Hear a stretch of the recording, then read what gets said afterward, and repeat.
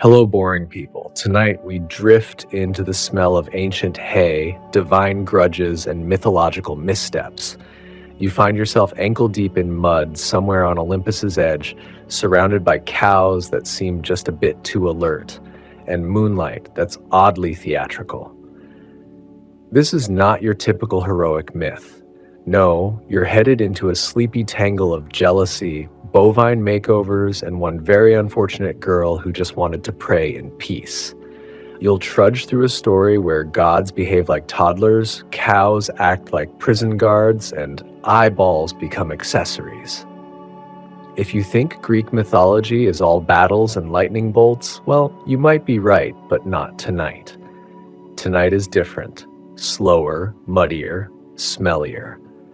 And you probably won't survive this story without falling asleep halfway through a sentence, especially when Hera shows up with a vengeance and Zeus starts throwing clouds around like a toddler with a fog machine.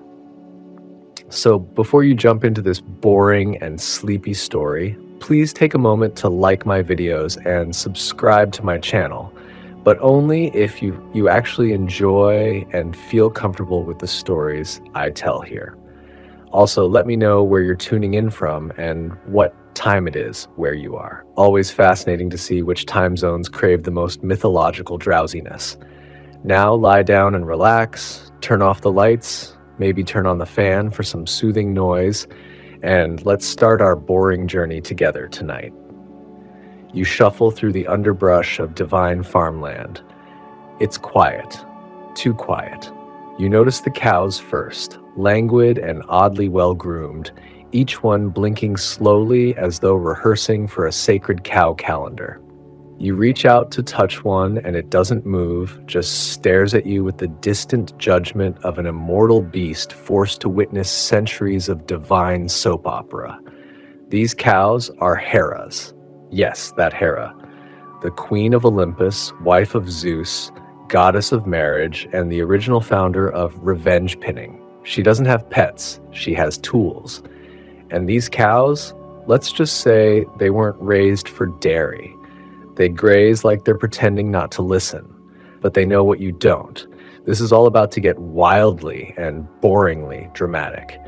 You plod forward, sandals squishing in something that is either very old cheese or the product of a mythological digestive tract.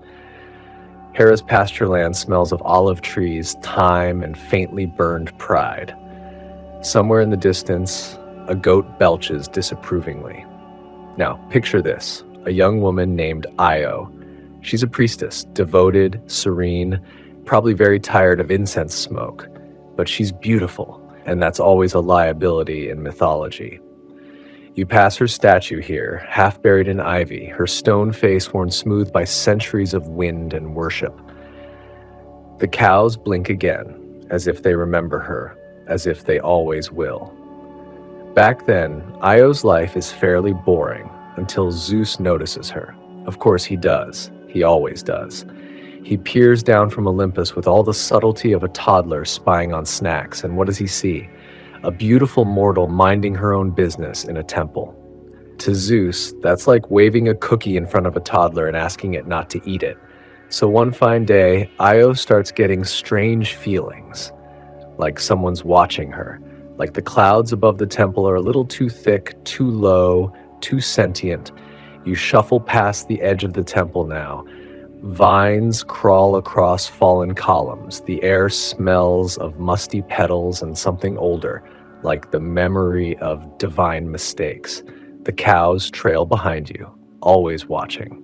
Historical records, even the vague poetic ones, agree on one thing. Cloud cover was often Zeus's go-to for privacy. Not lightning, not wind, just some overly suspicious fog that makes mortals cough and gods sneak around. One scholar once proposed that the Zeus cloud incidents might stem from ancient people associating divine presence with natural weather shifts, like when your grandpa thinks a storm is coming because his knee hurts. Another theory? Poets were just lazy. But you trudge forward anyway, following a divine path made muddy by myth. You see where Zeus visited Io, probably not in the temple, probably not with permission. The myths don't say much, just that afterward she changed. And by changed, we mean sprouted hooves, grew horns, started mooing involuntarily, and somehow still looked cute, which seems biologically unfair. The cows blink in slow unison. One flicks a fly off its ear with the sort of elegance only a goddess-enhanced bovine could muster. You pause beside a stream, shallow and choked with reeds. According to myth, Io ran to places like this, over hills, across rivers, trying to escape whatever curse Zeus had slapped on her like a cosmic post-it note. Here's your quirky tidbit of the night. Ancient Greeks genuinely believed in metamorphosis as a divine punishment. Not metaphorical, actual body changes. They didn't question it. Cow today, girl yesterday, tree tomorrow, probably still paying taxes the whole time. And here's where historians still argue. Did the myth of Io evolve from a real priestess? Was she an early lunar goddess, or just a convenient cautionary tale about catching the wrong deity's eye? No one agrees. Scholars debate it in articles that have never once helped someone fall asleep. The cows nudge you along. The path opens into a grove of olive trees, and just beyond, a faint flicker of torchlight. You imagine Io wandering here, lost and confused, itching from new fur and desperate for answers that didn't involve thunder or revenge. You step lightly, the sound of your sandals swallowed by dirt and divine memory. The torchlight flickers out. Ahead, something rustles. More cows. You sigh, because of course it's more cows. You stare at the cows and they stare right back. One of them lets out a sigh so long and slow you wonder if it's trying to yawn you to sleep. The others barely react, save for a synchronized twitch of ears. They seem peaceful, but also like they might be plotting. The quiet kind of plotting that only happens in sleepy myths involving overly dramatic gods and utterly miserable mortals. You wander past them and into a low field where the grass grows in thick, swaying waves. The wind whistles through like a bored flute player, humming tunes that no one remembers. You're walking where Io ran, or rather stumbled, after waking up as a cow. Not a graceful transformation, mind you. Ancient myths loved a good plot twist, but they rarely offered spa-like transitions. One moment a girl, the next, she's looking down and realizing those are not her usual feet. You can almost hear her hooves clattering across the rocks, slipping, then galloping into the haze. The panic in her chest, the heavy breath from both shock and shame. Poor Io. One minute she's lighting incense, the next she's hiding behind hedges from her goddess boss. Because yes, that's the real twist. Hera was her boss. And Hera? Oh, Hera was not amused. Now, before you decide that this is just another myth about jealous women and philandering men, remember, Hera had a full-time job keeping her husband from turning half of Greece into furniture, animals, or celestial objects. She's not angry without reason, but instead of yelling or banishing or sending a sternly worded letter, she does something uniquely Hera-like. She adopts Io, sort of, but not in a way that involves hugs or warm blankets. More like she keeps Io as a cow on a leash under supervision. That's where the cows come in. Because what do you do when your divine husband turns another mortal into livestock? You get more livestock and pretend it's just a lovely collection. And then, to make sure she doesn't wander off, you assign her a bodyguard. Enter Argus. You hear his name whispered in the breeze, Argus Panoptes, the all-seeing, the many-eyed, a giant whose whole thing was eyes. Eyes on his face, on his arms, on his back, possibly even on his kneecaps, depending on the version. He was like the world's least efficient surveillance camera. You stop walking, imagining him now, tall, quiet, and unsettling. A creature of patience designed for exactly one thing, watching. Not fighting, not charging, not being particularly interesting, just observing. And that's what Hera ordered him to do. Watch Io. All day, every day, forever. Because in Olympus, overkill is just good policy. Fun fact, in some versions, Argus was born with all his eyes. In others, he earned them by never sleeping, earning each one like a divine loyalty point. Historians still argue whether he was meant to symbolize vigilance, punishment, or just a metaphor for that one person in the group chat who sees everything but never replies. So there you are now, walking through what used to be Argus's pasture, a meadow full of whispering grass and memory, maybe even some eyeballs if you squint hard enough at the mossy rocks. The cows guide you gently through, stepping carefully like they remember not to wake their old guardian. And you feel like you're being watched. Because you are, or you were, or someone in this story definitely was. Now, as Io grazed, yes, she grazed under Argus's watchful 100 eyeballs, she dreamed of freedom, of temples and prayers and not having to swat flies with her tail. She mooed tragically at the stars. Meanwhile, Zeus sat up on Olympus, probably sipping divine nectar and pretending this wasn't totally his fault. But then, because of course, he wanted her back. You walk past a crumbling stone shrine, the kind that used to be an altar but now just looks like nature giving architecture the side eye. Somewhere near here, Zeus cooked up a rescue plan, and by cooked, we mean barely thought through. He summoned Hermes, the messenger god, trickster, and patron of sleep-deprived delivery drivers. Hermes, famously fast and sneakier than your phone's data plan, agreed to get Io out of cow prison.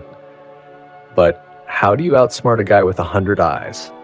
You'd need to be really boring. So Hermes showed up disguised as a shepherd. He brought a flute, sat down next to Argus, played music, told stories, played more music, possibly invented a 3-hour version of Twinkle Twinkle Little Star, and slowly, one by one, Argus's eyes began to close. Here's your fringe fact for the night. Hermes's method of storytelling to induce sleep was possibly the first recorded example of mythological ASMR. Soft music, calm voice, grassy fields, somewhere ancient Greeks probably dozed off just hearing it. And just when Argus finally drifted into a deep, many-eyed nap, Hermes struck. Not gently, not poetically. He did what had to be done to make sure no eyes opened again. You step past the field now, onto stony ground where vines wrap around the roots of a small olive tree. This, they say, was planted by Hera in honor of Argus. Out of grief, spite, brand awareness, hard to say. Hera doesn't send mixed messages, she sends symbols. And what did she do next? She plucked Argus's eyes and placed them on her favorite animal, the peacock. That shimmering, attention-demanding bird with an eye-covered tail, that's Argus now, watching forever. But prettier. Historians still argue whether this myth came from peacock symbolism or was invented to explain it. Was Argus a pre-existing deity absorbed into myth? Or did the peacock come first and the myth followed? Like with most Greek stories, we'll never know, and you're honestly too tired to care. You lean against a rock, eyes growing heavy. The cows nuzzle nearby, as if they too remember Hermes's lullaby.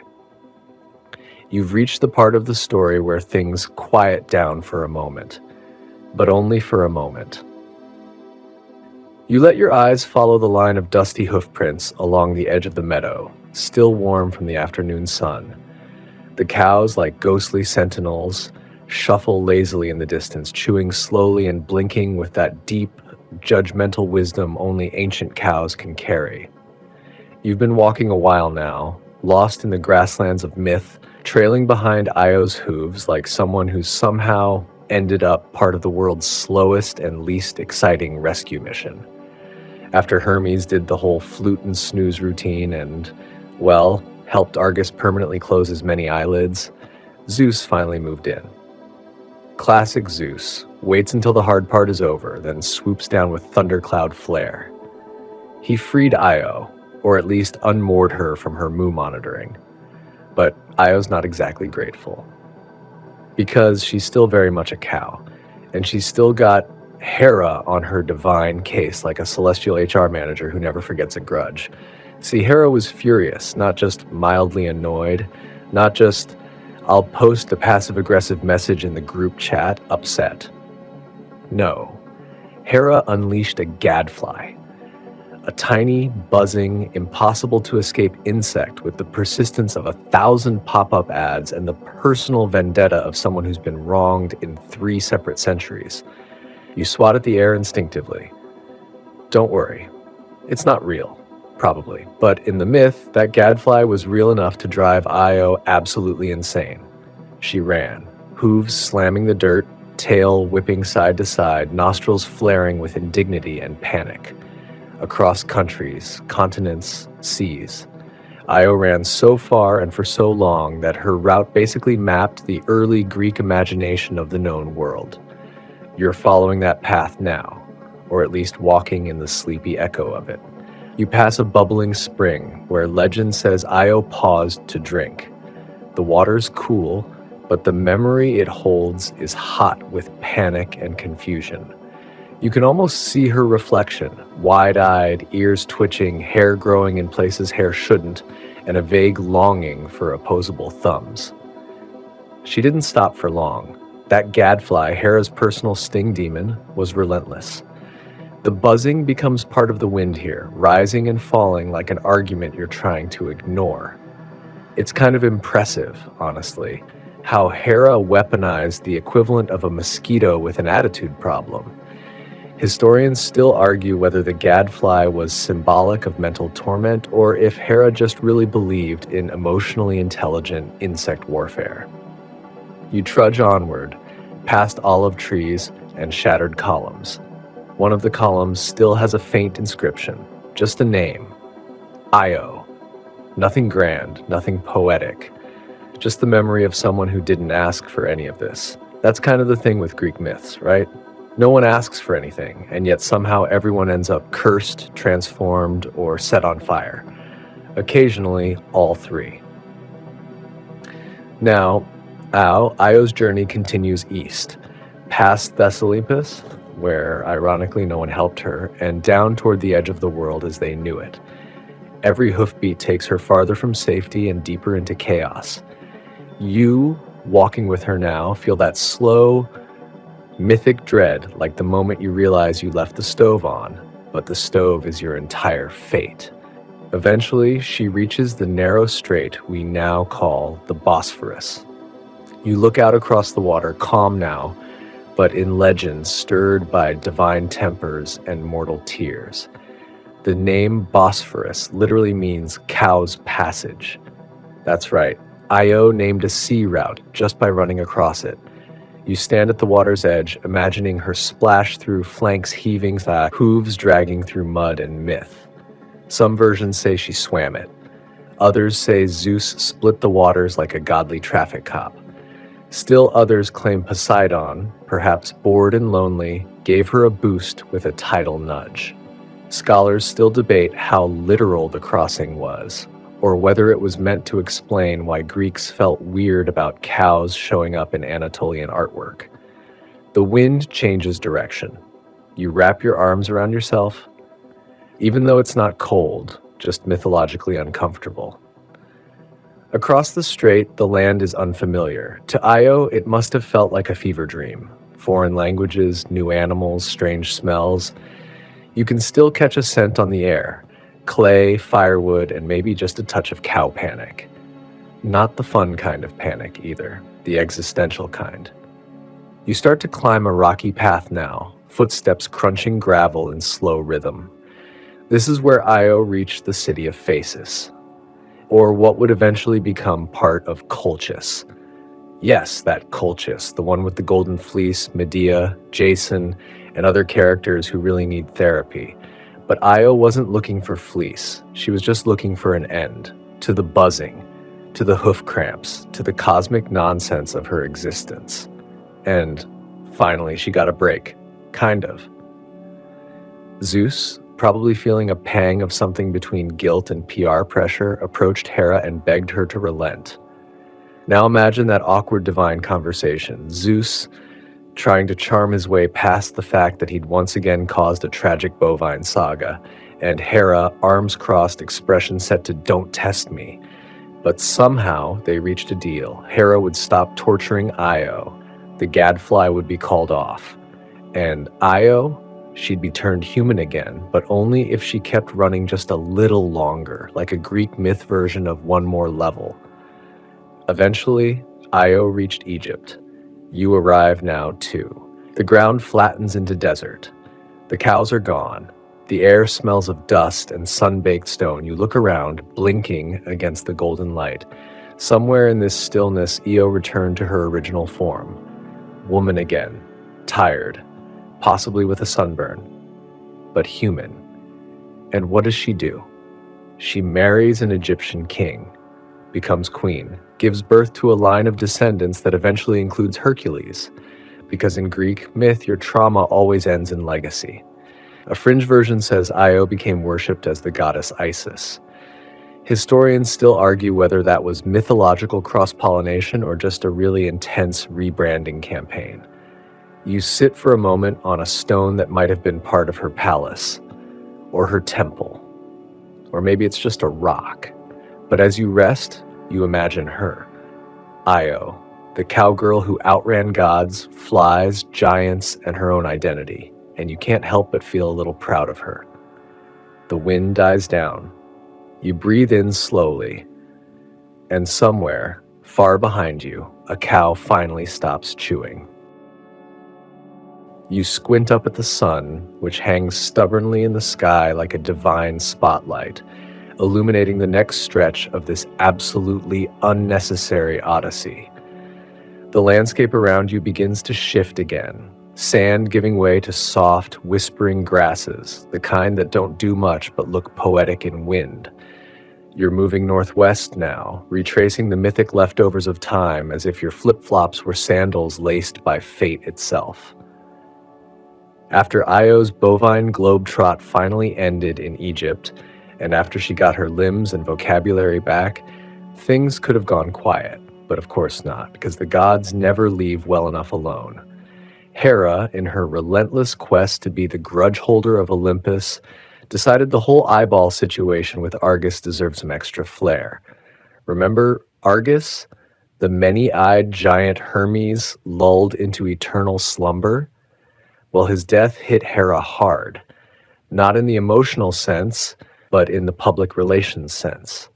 Argus had been her guy, her guardian, her ever-watchful walking security camera, so she did what any powerful, scorned deity might. She took his eyes. All of them. And then she stuck them on a peacock. Yes, seriously. You walk past a dusty, overgrown garden now, wild fig trees and curled vines climbing what may have once been a marble fence and fluttering just above the tallest stone. A peacock. Its feathers shimmer, all blues and greens and impossible eyes. They blink at you. Not literally. Probably. But your sleep-addled brain isn't taking chances. See, this is how peacocks got their eyes, according to the Greeks.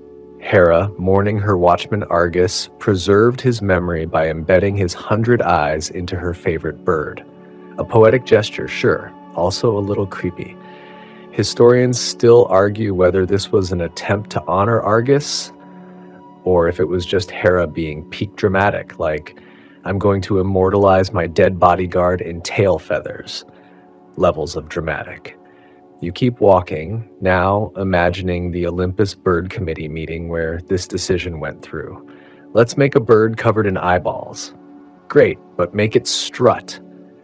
The fringe versions of the tale get weirder. Some say Hera wore the eyes herself first, on a robe or a crown, before realizing they clashed with her sandals. Others claim that Argus was reborn as the peacock itself, so every time one of those birds screams, it's actually Argus having another bad dream, which, let's be honest, might explain the noise. You hear one call now, like a trumpet being stepped on by a nervous goat. You flinch. It's okay. The peacock's just reminding you this is still a story. Now let's pivot back a little. You remember Io's son, right? Epaphus. Born in Egypt. A miracle child of Zeus, raised in pyramids and palm shade. Epaphus grew up and, in classic myth fashion, founded cities, got into weird family feuds, and had descendants who caused even more chaos. But Epaphus's line eventually connects us to someone new, a princess named Europa. Yes, that Europa, the woman whose name now graces an entire continent and a pretty decent moon. You shuffle across some cracked earth, and in the dirt is a faint outline, like hoof prints, but much too perfect, too circular. That's because this isn't a regular cow print. This is a bull print.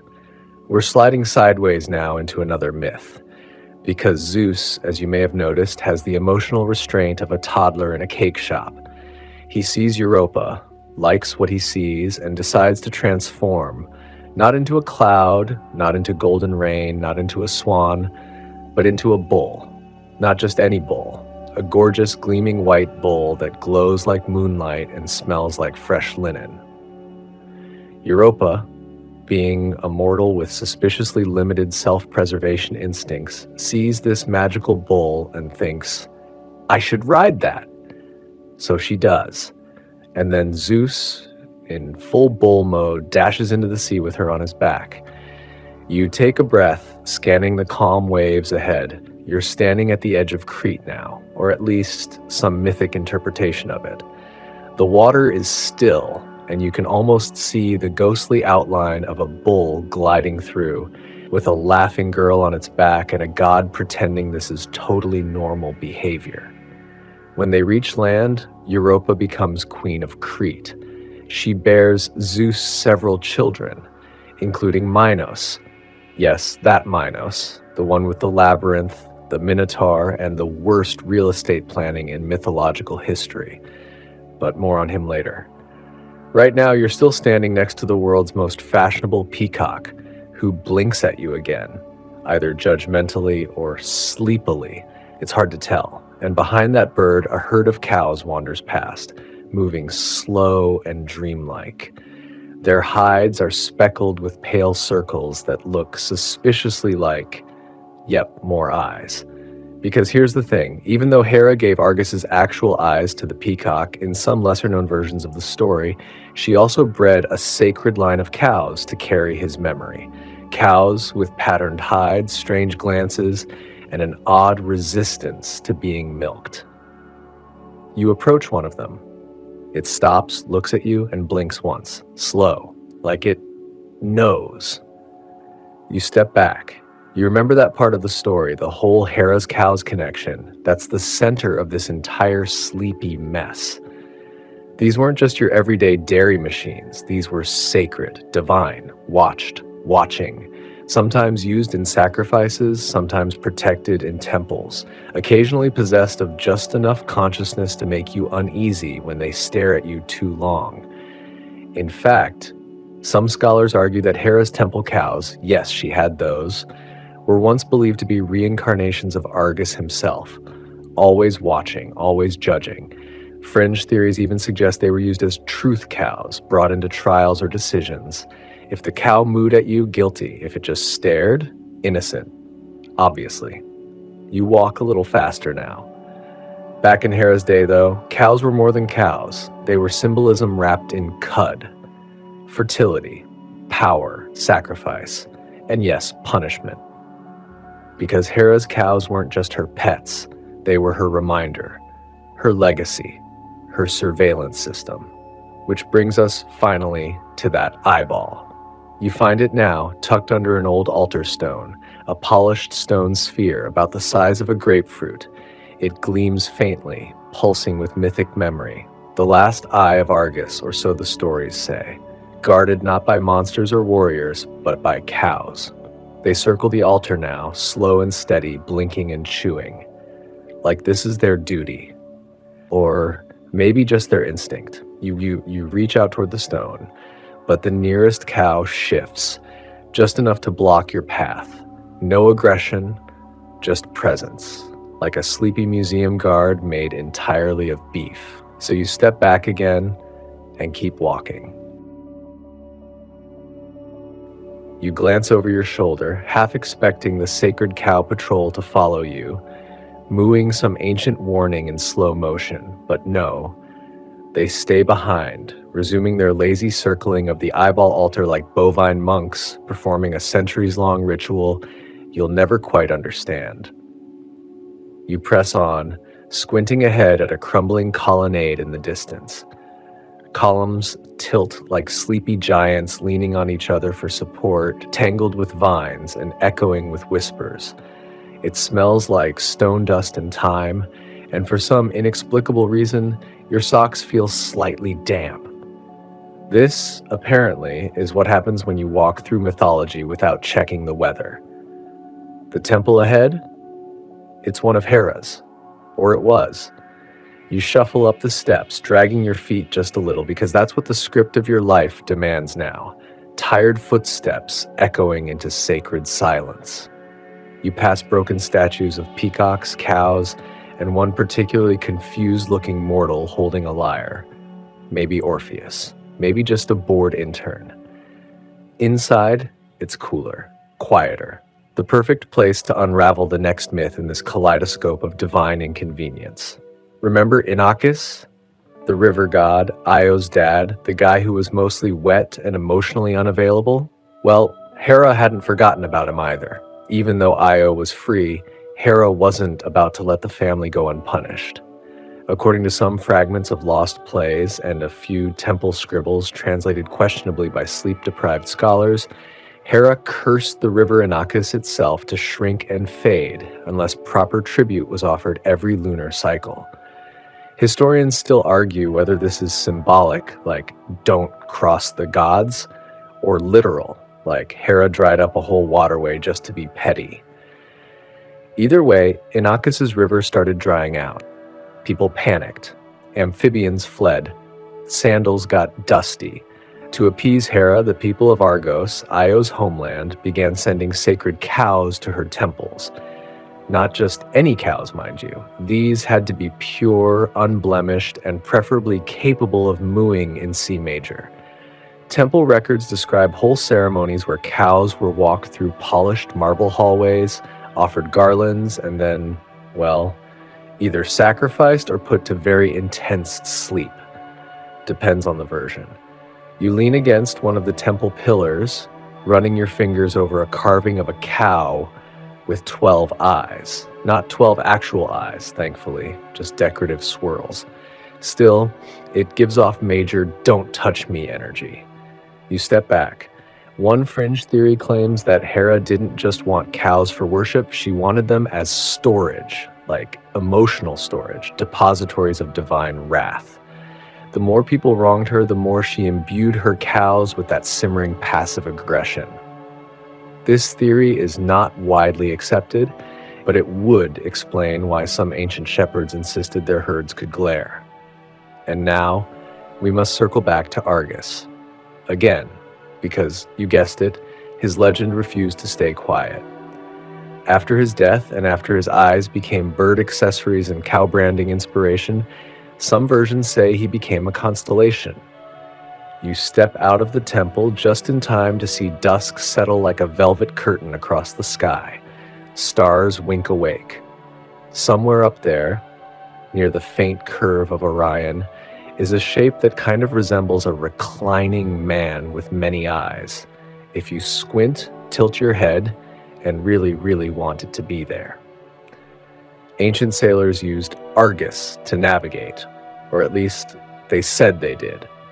Historians still argue whether the constellation was actually named for the mythic figure, or if someone just found a star cluster that looked like a spilled dice set and slapped a name on it.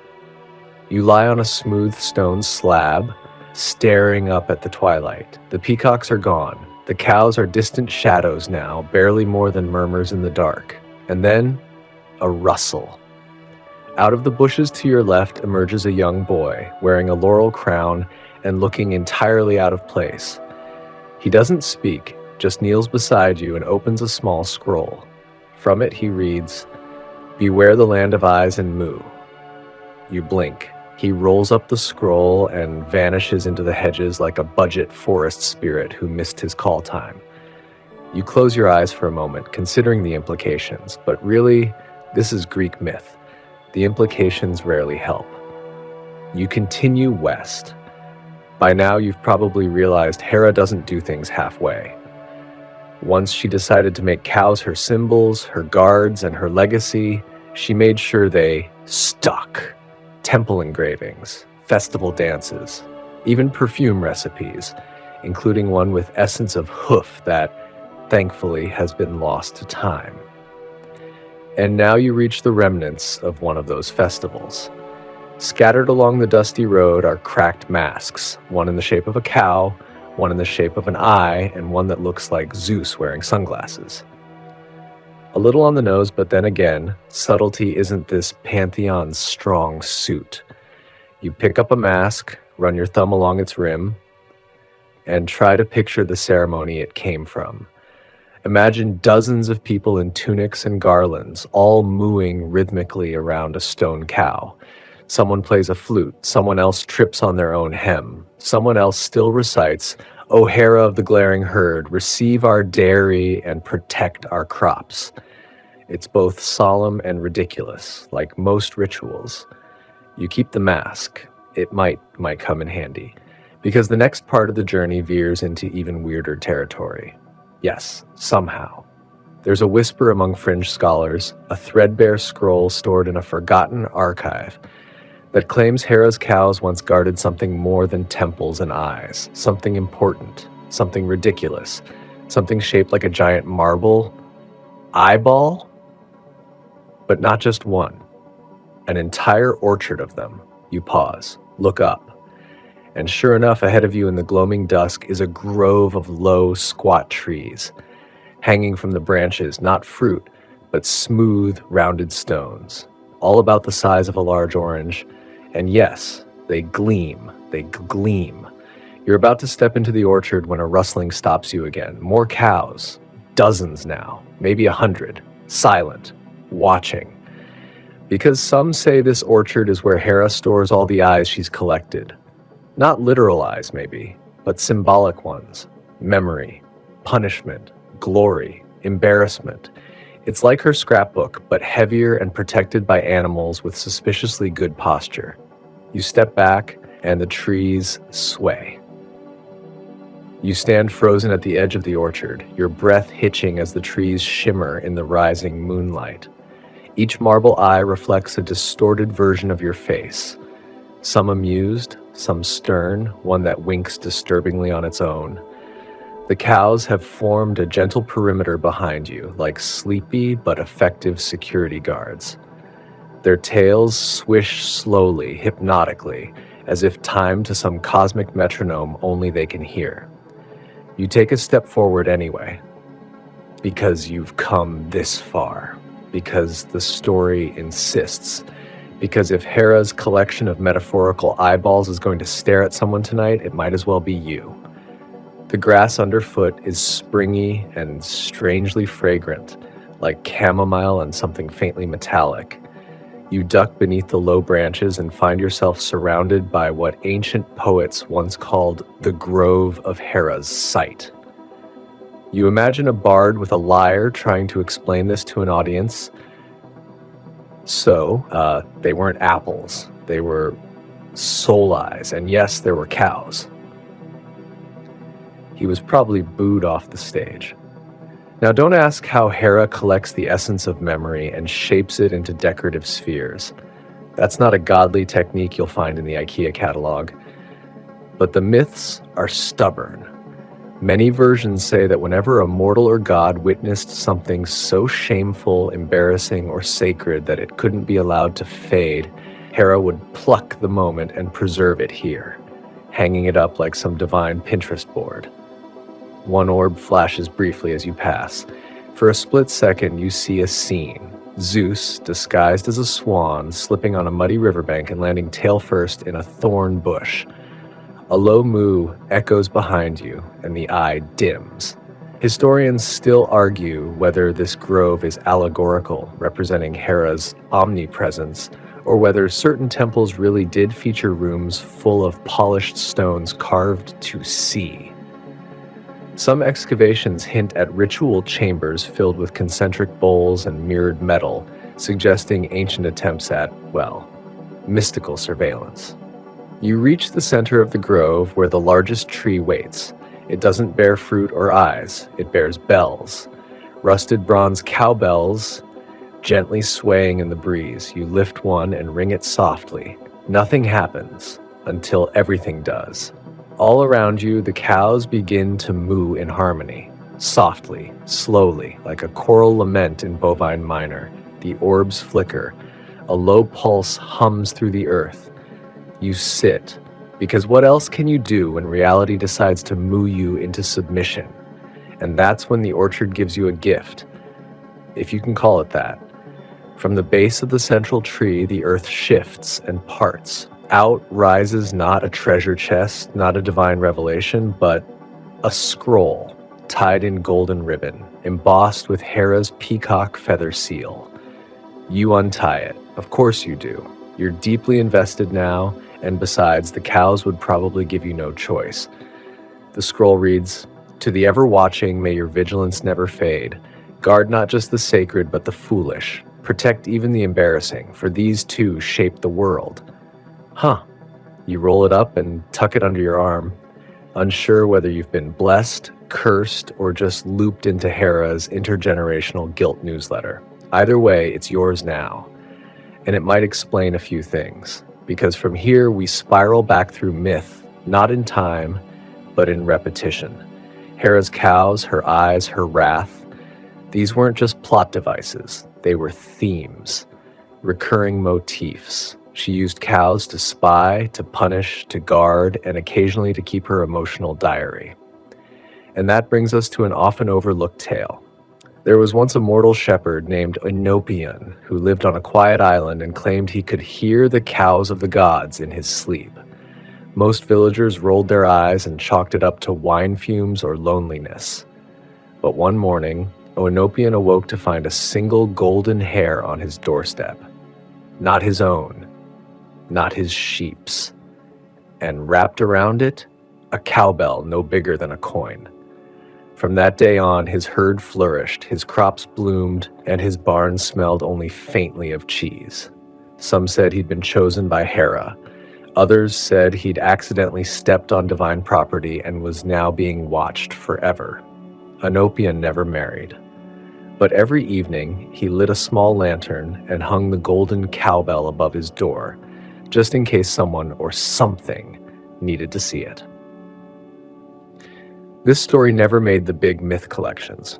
It's a footnote in a lesser-known scroll, wedged between festival schedules and instructions for crafting olive wreaths. But it lingers, because it suggests Hera's presence isn't just in temples and epics, it's in side stories.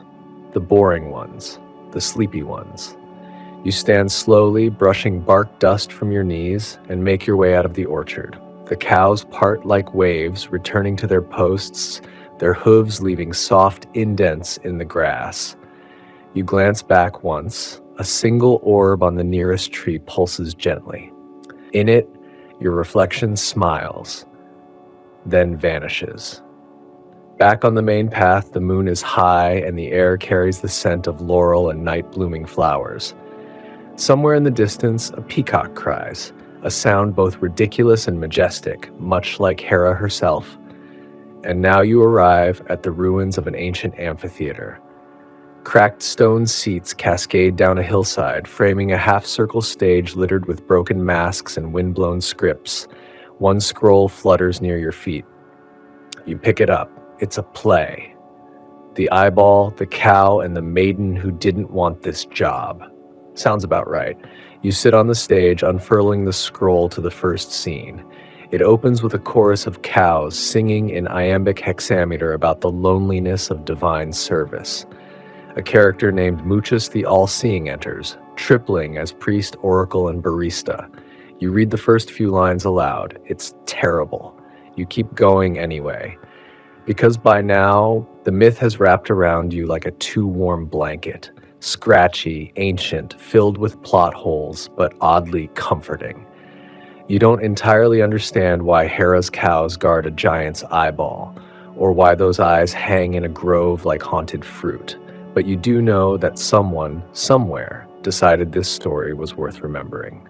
And now, so do you. You close the absurd little scroll and set it gently beside you on the weather-worn stones. The amphitheater sighs around you. Yes, sighs. As though it's been waiting centuries for someone to actually finish that god-awful first act. The moonlight has deepened, casting long blue shadows across the stage. Somewhere nearby, a cow coughs. Or maybe laughs. At this point, even the livestock is in on the cosmic joke. The cows, of course, don't follow you down into the lower levels. Not because they're scared, just because they're polite. And also, cows really hate stairs, so you descend alone. The tunnels beneath the amphitheater are cool and musty, lined with shelves where masks once rested. Some are still there, grotesque wooden faces warped by time, tragedy, and questionable artistic decisions. You run your fingers along one mask, shaped like a goat's head wearing sunglasses. Artistic liberties, clearly. Here in the dark, Hera's story picks up again. Specifically, we tumble sideways into the myth of Argus Panoptes. Yes, the many-eyed giant. No, not the spider villain from a Marvel movie. Although, honestly, same vibe. Argus had 100 eyes. Some say they were scattered across his body like sequins on a prom dress. Others say they rotated in and out of his head like some celestial eye rental program. His job? Watch over Io, that poor girl. Turned into a cow by Zeus so Hera wouldn't find out about his latest romantic disaster. Classic Zeus move. Honestly, if Greek mythology had a drinking game for every time Zeus seduced someone and then shapeshifted them or himself into an animal, no one would survive the first 10 pages. Anyway, Io the cow is just grazing around, her bovine brain filled with teenage confusion and divine shame, when Hera assigns Argus to keep an eye or 100 on her. Hera, ever the queen of passive-aggressive vigilance, didn't kill Io. No, she monitored her. This is where things get juicy and sleepy at once, because Hermes, Zeus's messenger, fashion-forward sneak, and occasional chaos gremlin, is sent to rescue Io. But how do you outwit a giant with eyes that never sleep? Answer, you bore him to death. Hermes, in what might be the first recorded instance of weaponized monotony, pulls out a lyre and tells the world's most boring bedtime story. Seriously, ancient sources hint that it involved sheep migrations, the tax records of Mount Othrys, and possibly the complete minutes from a council meeting of satyrs debating tree planting regulations. And it worked. One by one, Argus's eyes blinked shut, until at last he was snoring. Then Hermes did what Hermes does, stabbed him. Boom. Argus gone. Eyeballs, very available. Now this is where myth gets weirdly touching. Hera, devastated by the loss of her loyal watcher, doesn't just bury Argus. No. She immortalizes him. She takes all his eyes and places them on her favorite bird, the peacock. Historians still argue whether peacocks were considered sacred before this myth or because of it. Some scholars believe the story was created after the peacock was already Hera's symbol, a kind of retroactive origin myth. Others argue it was a narrative tool used by cults of Hera to explain animal imagery in temple art. Meanwhile, you sit alone in this underground passage, surrounded by masks and dusty echoes, imagining Hera gently pressing eyeballs into a bird's tail like she's bedazzling a living, screaming craft project. The peacock did not sign up for this. And yet, now whenever one struts around your local park or sanctuary, those iridescent spots stare out with the ghost of Argus in every gleam. His watchfulness remains. Maybe that's comforting, maybe that's unsettling. You push open a half-rotted wooden door at the tunnel's end and step into the moonlight again. Outside, the world seems quieter. Even the cows are dozing now, curled together like plush rugs come to life. You tread softly so as not to disturb their dreams, which probably involve hay, divine surveillance, and the occasional tragic metaphor. The path twists upward through olive groves and broken columns, leading you toward what once was a temple. Not a grand one. A modest roadside shrine to Hera, the kind travelers passed without much notice unless they desperately needed luck or forgiveness. On the altar, remnants of old offerings, coins worn smooth by centuries, half-melted wax figurines, a small clay cow with a chipped horn. Someone left a note tucked under the statue's foot, scrawled on faded parchment. She sees, even now. Especially now. You don't take it, but you do feel it. The weight of being watched. Not in the creepy modern way, no phone cameras or algorithmic ads, just cosmic awareness. The idea that the universe has a nosy mother figure peeking in from time to time. The story whispers forward again. Io, once freed from Argus, doesn't turn human right away. No, she wanders across continents, mooing, confused, chased by a gadfly, yet another of Hera's charming parting gifts. Scholars have debated this bug for years. Was it real? Symbolic? An actual demonic insect with divine GPS? Either way, it drove her across the world, through Egypt, through myth, through exhaustion, until at last she reaches the Nile, where Zeus finally transforms her back into a woman. Because nothing says sorry for turning you into a ruminant like a half-hearted apology and a quick metamorphosis. Io's descendants? Heroes. Kings. One of her great whatever grandsons was Heracles himself. That's right, from mooing girl to demigod ancestry in just a few inconvenient steps. And through all of it, Hera watches like she always has. From the eyes of cows, from the tail of a peacock, from the silence of a shrine where you now sit, tracing your fingers along the cool stone edge of the altar. A breeze shifts, a peacock calls again, this one distant, maybe imagined, maybe not. And you realize Hera didn't guard the eyeball. She distributed it. The cows didn't end up guarding one giant's eye. They ended up being the eye, a network of quiet sentinels chewing cud and witnessing eternity. The myth, it turns out, isn't about one strange punishment. It's about legacy. Divine CCTV, emotional surveillance, the unblinking gaze of a goddess who refuses to look away no matter how awkward, absurd, or bovine things get. And maybe that's the boring magic of it. You stay at the altar longer than you mean to, your fingers idly tracing the etchings of ancient offerings and long-forgotten prayers. Somewhere in the distance, a sleepy breeze shifts a tree branch, and a cow lets out a soft, tired moo. Of course, she's still watching. You get up and follow the moonlit path again, this time toward a ruin shaped like a spiral. Once a public garden, now just a tangle of marble fragments and stubborn herbs. The time is thriving, weirdly. You crouch beside one of the half-toppled statues, unsure if it's meant to be a nymph or just a badly proportioned musician, and you keep walking. You're probably wondering what happened next in the great mythological mess we've gotten ourselves into.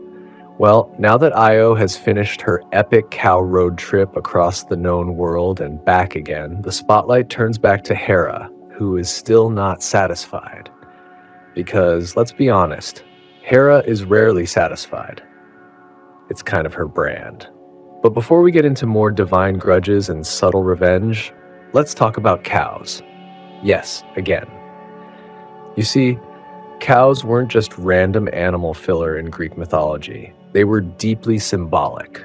Hera, as goddess of marriage and women, was often associated with the cow for its maternal gentleness, its patient gaze, its endless, quiet chewing. That's why you'll see her sometimes referred to with the epithet bopis, which means cow-eyed. And in ancient Greek culture, that was a compliment, not an insult. Big, beautiful, observant eyes. Like Olivia Colman, but divine. Historians still argue whether this epithet signified literal cow imagery or simply poetic metaphor. Did Hera have big, round eyes? Or did her gaze carry that calm, undisturbed intensity? Was it admiration for her vigilance or a nod to her role as motherly overseer? And cows weren't just sacred to Hera, they were currency, sacrifice, gift, and food. Owning many cows meant wealth and power, and offering one meant you were either rich, desperate, or both. Temples often had bronze cow statues out front, usually very serious-looking ones because no one wants to think their holy cow is grinning at them. Now, this next part of the myth comes straight from the obscure files, the stories footnoted so lightly they've practically evaporated. But we're going there anyway because you're still lying down, and honestly, what else do you have planned? Taxes? There's a forgotten tale, fringe scholars love this one, about a minor temple of Hera on the island of Samos. This was before the temple grew into one of the most famous sanctuaries of the Greek world. Back when it was basically just a stone slab, a few incense bowls, and a very aggressive goat. According to the story, the priests of this early Hera temple kept a herd of sacred cows. Nothing too dramatic so far. But the twist? These cows were said to be descendants of Io herself, not just symbolically, but literally, as if Io the cow passed down a mystical essence that lived on in these sleepy, dignified creatures who roamed the temple grounds, chewing slowly, judging deeply, and guarding something. Not gold, not weapons, but an eye. No, not Argus's actual eye. That would be gross, and not even the Greeks were that into preservation. But something connected to his gaze, a stone, round, smooth, flecked with obsidian and ivory, said to have fallen from Hera's hand during the creation of the peacock, landing in Samos with a tiny hiss and a very faint, judgmental hum. It was placed in the temple's inner sanctum, watched by the priestesses, and more curiously, by the cows. They never let anyone near it. There are odd, dusty inscriptions that mention the gaze stone, the widow's pupil, or my personal favorite, the blinky orb. That last one might have been a joke.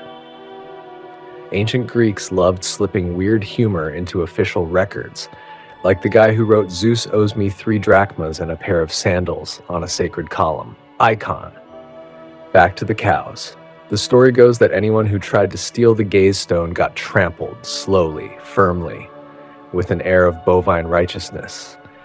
And then the cows would just resume grazing, like nothing had happened. Honestly, that's more unsettling than immediate violence. Passive-aggressive murder, but holy. This temple, though small, became a destination for pilgrims who wanted blessings for watchfulness, loyalty, or an extra pair of eyes on their cheating boyfriend. The cows became part of the experience. People brought them flowers. One girl even knit a sweater for one. Historians still argue whether this was a sincere offering or a misunderstood TikTok challenge from the pre-digital age. And you, walking through your moonlit dream of olive groves and forgotten myths, start to realize the cows were never just Hera's pets. They were her avatars, her foot soldiers, her soft-eyed security system. You lean on a broken wall and look up at the sky. The stars blink. Or maybe it's just you. Either way, you start to imagine the entire pantheon not as thunder-wielding soap opera stars, but as deeply weird gods trying their best to manage a divine bureaucracy. Hera in the center, clipboard in one hand, peacock feathers in the other, muttering, "Zeus, I swear if you turn one more mortal into a woodland creature." You laugh softly. A cow in the distance snorts in agreement. And as you continue through this sleepy, moon-drenched journey, you start to see how the pieces fit. Io's transformation wasn't punishment, it was transformation through vigilance. Argus didn't fail, he became something more. Hera didn't just retaliate, she curated a whole ecosystem of ever-watchful symbols. A network of cows, eyes, feathers, and myths so tangled that scholars are still trying to pull it apart 2,000 years later with tweezers and Latin dictionaries. And now, so are you. You leave behind the temple grove, stepping over a lumpy root that might have been trying to trip you, and wander into what used to be a ceremonial pasture. Not much left now, just wind-blown grass and a few flattened stone posts that once tethered sacred cows. You imagine them standing there, blinking slowly, chewing thoughtfully, contemplating nothing and everything like ancient bovine philosophers. Somewhere beyond the tall reeds, a frog croaks. Another replies. You decide it's probably a deeply symbolic exchange. In ancient myths, everything is either symbolic or accidentally magical, or both. Speaking of magic and accidents, let's drift a little deeper into the cow-eyed chaos Hera has curated. Because if you thought Io's transformation and Argus's demise were the height of mythological weirdness, well, remember, this is Greek mythology. The plot always thickens, usually with olive oil. Let's talk peacocks, specifically the why of them. After Argus's 100-eyed funeral, which honestly must have been a logistical nightmare, Hera did something oddly sentimental. She took his many, many eyes and placed them on the tail feathers of her sacred bird, the peacock, a gesture that was both a tribute and a warning, like saying, "I'm still watching you through my bird, who now sparkles menacingly." Historians still argue whether the peacock existed as a Hera symbol before the myth of Argus, or if the myth emerged because of the bird's naturally eyeball-shaped feathers. Either way, it stuck. Peacocks became little walking reminders of vigilance and vengeance, and, of course, dramatic flair. You spot a feather caught in a bush. It's not real, obviously, but in the logic of dreams, it doesn't need to be. It glints faintly. You pick it up and twirl it between your fingers. A breeze nudges it, and it flutters like it's trying to wink at you. The peacock myth tied Hera's grief and wrath into one neat symbol, which is very on brand. She wasn't just the goddess of marriage, she was the goddess of enduring marriage, which meant patience, fury, and occasionally turning your rival into livestock. And while Hera was busy redirecting Argus's legacy into avian fashion, Zeus was doing what Zeus always did, running damage control like a frat boy in a toga. He wasn't particularly subtle about it either. "Let's give Io her human form back," he probably mumbled between gulps of nectar. "Maybe then Hera will calm down." Narrator voice. She did not calm down. Still, Zeus pleaded. Hera finally agreed, but only if Io wandered a lot more before reaching Egypt. This may sound petty, but in divine terms, it's practically generous. Eventually, Io does make it to Egypt, regains her human shape, and even becomes a queen. Some versions say she gives birth to Epaphus, a son fathered by Zeus, which is peak Zeus behavior, leaving chaos in his wake, then popping back in for the parenting credits. The Egyptians, ever diplomatic, adopted Io into their mythology, identifying her with the goddess Isis. This kind of myth merging was common in antiquity, where deities got rebranded faster than pop stars. But here's where things get especially wonky. Later myths claim Io's descendants included key figures in both Greek and Egyptian royal lineages, creating this tangled cross-cultural divine genealogy. Some even link her line to Heracles, because of course they do. If you dig deep enough in any Greek myth, you eventually find Heracles flexing in the background. And what happened to Argus's body? Some say it was buried in Argos, the city supposedly named after him, although the timing makes that a bit suspicious. Others believe he was transformed into a constellation, just a dim cluster of stars that blinks occasionally on summer nights, like the universe itself trying to stay awake through all this drama. The cows, meanwhile, kept chewing. One lesser-known version says that Hera ordered a special herd to be raised in Argus's honor. Not just ordinary cows, these were trained to walk in perfect circles, a slow, spiraling dance meant to mimic Argus's unblinking surveillance. Imagine that, cows practicing choreography. Somewhere a farmer weeps, And then there's the fragment from a now lost play that claims a single eye, just one, remained behind after Argus's death. Not magical, not sentient, just persistent. Hera kept it in a jar on her nightstand, occasionally consulted it, mostly ignored it. One priest described it as moistly judgmental. Quirky, yes, but Greek myths rarely know when to stop. Every god has a trinket drawer full of suspicious artifacts. Hera's just happens to include a possibly cursed eyeball and a few hundred sacred cows with above-average emotional intelligence. You pause beneath a crooked olive tree, feeling the texture of the bark under your fingers. It's rough, flaking. The tree is old. Maybe not as old as Hera's vendetta, but close. The moon glints faintly off its leaves, silvering the edges. Your legs are getting heavy. Your thoughts are beginning to blur, but you press on, because there's more to unravel, more sleepy nonsense wrapped in divine melodrama. Like, what happened when Hera, still not satisfied with her peacock eyes and judgmental cows, decided to pass Io's story down, not as a warning, but as a riddle.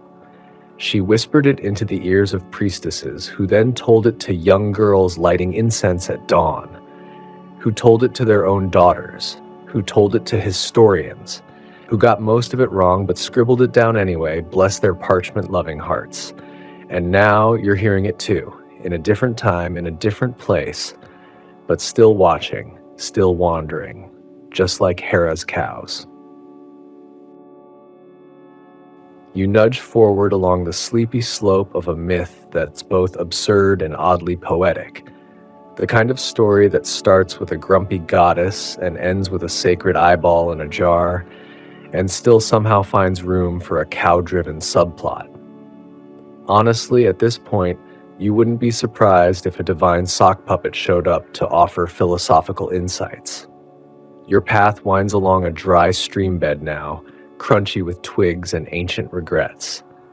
The moon overhead lingers like it's bored but polite enough to stay. You pass a rustling thicket, and for one extremely brief second, you imagine 100 eyes blinking out at you.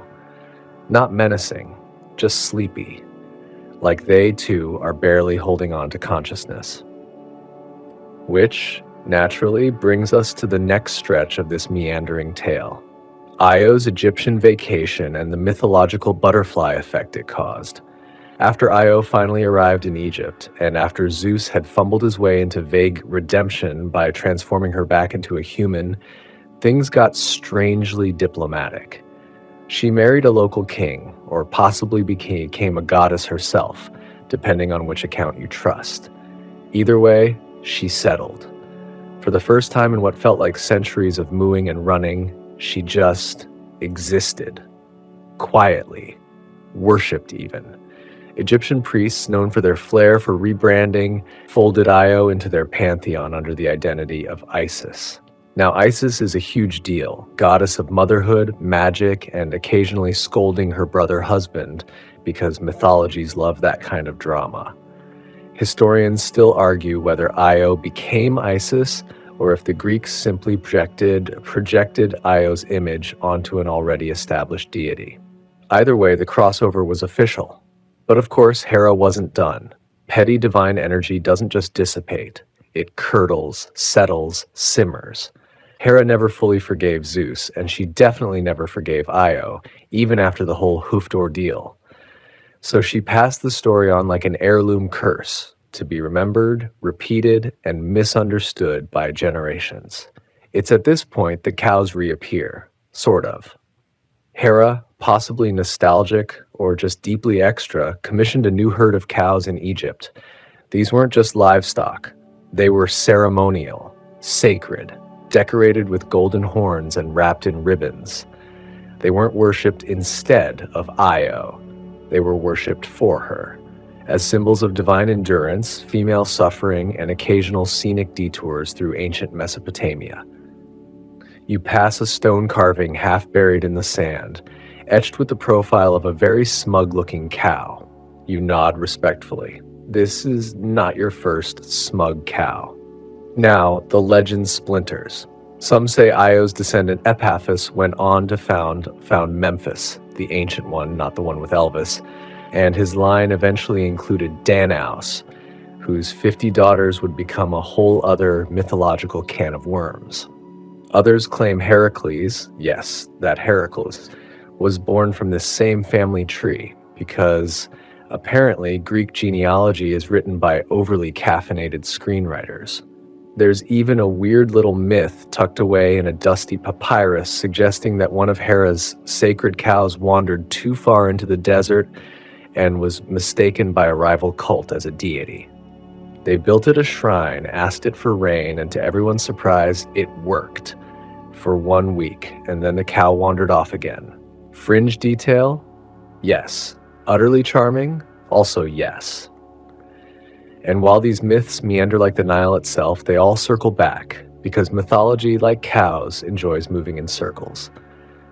You rest now beside a marble column half swallowed by vines. It's warm, like it remembers the sun. You trace the fluting with your fingers and feeling grooves worn smooth by centuries of forgetting. And just like that, Hera's original anger, the spark that lit this whole chaotic journey, starts to feel faint. Not forgiven, just faded. She'd wanted vengeance. She got symbolism. Peacocks, cows, a maybe goddess living halfway across the ancient world. Not a bad legacy, really. But somewhere out there in the whispering dark, the tale of Hera's eye-guarding cows found new listeners. A shepherd muttering it to his flock. A priest whispering it through incense smoke. A sleepy YouTube listener lying very still somewhere between awareness and dreams. And in this cozy unraveling of epic nonsense, you realize something oddly comforting. These stories don't care if they're remembered correctly. They just want to be told and retold, preferably with a nap in between. You yawn. A real one, not imaginary. Your limbs are heavier now, like your bones are made of melted wax. The cow path is narrowing into dream territory. Somewhere in the mythical distance, the last of Hera's ceremonial cows gives a dignified moo. You think it might mean good night. You drift onward now, past olive groves that never quite existed, through air that smells faintly of incense, salt, and cow dung. Not unpleasant, surprisingly, just accurate. If anything can be counted on in the sprawling mess of Greek mythology, it's that even divine drama still smells like a barn sometimes. Let's focus on Argus Panoptes again. The giant with 100 eyes, a side character who somehow manages to out-icon the heroes. You might remember him lounging somewhere in your imagination, blinking all those sleepy eyes in shifts like a celestial security camera. After poor Io was transformed into a heifer and set loose across continents, Hera appointed Argus as her watchman. You know, to stand guard, to make sure Zeus didn't try anything sneaky again. Because what better way to protect a cursed cow than posting a giant with enough eyes to monitor a stadium? So Argus did his job. He perched on cliffs and crouched in thickets. He followed Io from place to place, never sleeping entirely. With 100 eyes, that's easier than it sounds. He always kept some open, rotating rest like a weird, mythical sleep schedule. Historians still argue whether Argus's eyes were literal or symbolic. Some claim they represented stars. Others suggest they stood for the all-seeing nature of surveillance in a society obsessed with reputation. But let's get a little fringe with it, shall we? There's one old regional telling, only ever scratched into the corner of a broken amphora, that suggests Argus wasn't a punishment or protector. He was a companion. Hera, the ever-vindictive, perhaps understood the loneliness of being cursed. Maybe she didn't want Io completely alone, so she gave her a watchman who was too strange to be judgmental, too sleepy to be cruel. Just present, always blinking. Argus, the weird bodyguard. The awkward mythological emotional support giant. And here's where things take their dark and gently ridiculous turn. Zeus, never one to be outdone in a war of pettiness, wanted Io back. But he couldn't risk further wrath from Hera, so he did what any rational god would do. He sent Hermes to assassinate the giant. Yes, Hermes, god of messaging, mischief, and very stylish winged sandals. Imagine your UPS delivery guy suddenly deciding to take out a celestial security guard. That's the energy here. Hermes shows up under the guise of a wandering musician. He brings a flute, or maybe a lyre, depending on which version you lean into, and starts playing lullabies. Not powerful godly war songs, mind you, just gentle, repetitive music. Enough to lull even the most multitasking of eyeballs. One by one, Argus's eyes blink shut. And when the last of them closes, whether it took minutes or hours, nobody knows, Hermes makes his move. Swift, quiet, sleepy. Argus is slain, and Io is free again. Now, this moment, this mythological sleep murder, is oddly sweet in tone. The flute music, the soft blinking, the final silence, it's almost like euthanasia in myth form, softened by divine context, and no blood is ever mentioned, just sleep. And then absence. Afterward, Hera mourns him, genuinely. She collects all his eyes, yes, every last one, and places them into the tail of her favorite bird, the peacock, which, if you've ever looked closely, does seem decorated with shimmering eyes. A strangely touching tribute, considering she orchestrated most of his strange employment. Peacocks became sacred to her after that. You can picture them strutting around Olympus, dramatic and irritable, like they know they're carrying a tragic legend on their butts. And frankly, they're proud of it. And thus the cows come back into the picture once more, because Io, once freed again, resumed her hoof travels. Hera still wasn't ready to forgive, and the story continued to spiral like a drowsy tornado of divine soap opera logic. You stumble now upon a mythic hill. On it sits a lone peacock. It doesn't move, doesn't blink. It just is, humming with the sleepy remnants of old stories. You sit beside it, sharing the silence. And maybe now, in this quiet retelling, you finally understand what makes these myths so enduring. They're not meant to thrill, not always. Sometimes they exist just to exist, to soothe, to lull, to provide a story that goes nowhere in particular, but keeps you company as you drift off. You glance again at the peacock. One of its tail eyes glints, possibly in memory, possibly just because moonlight hits it right. You close your eyes in response. Maybe one or two of Argus's are still open, just in case. Still with your eyes closed, unless you're one of those rebel listeners who drifts with them half open, you now float deeper into the ridiculous swamp that is ancient myth. And just ahead, trotting through the underbrush of poorly constructed logic, is Io again. Still a cow. Still cursed. Still trying to make sense of her life, which at this point has been a blurry mess of betrayal, escape, and celestial eye theft. So where does she go next? Well, across the known world, naturally. Io is basically the bovine Forrest Gump of Greek mythology, wandering continent to continent with little more than her hooves, a vague sense of direction, and an endless stream of divine nonsense nipping at her heels. She travels through Thrace, across the Bosporus, which, by the way, is said to be named after her.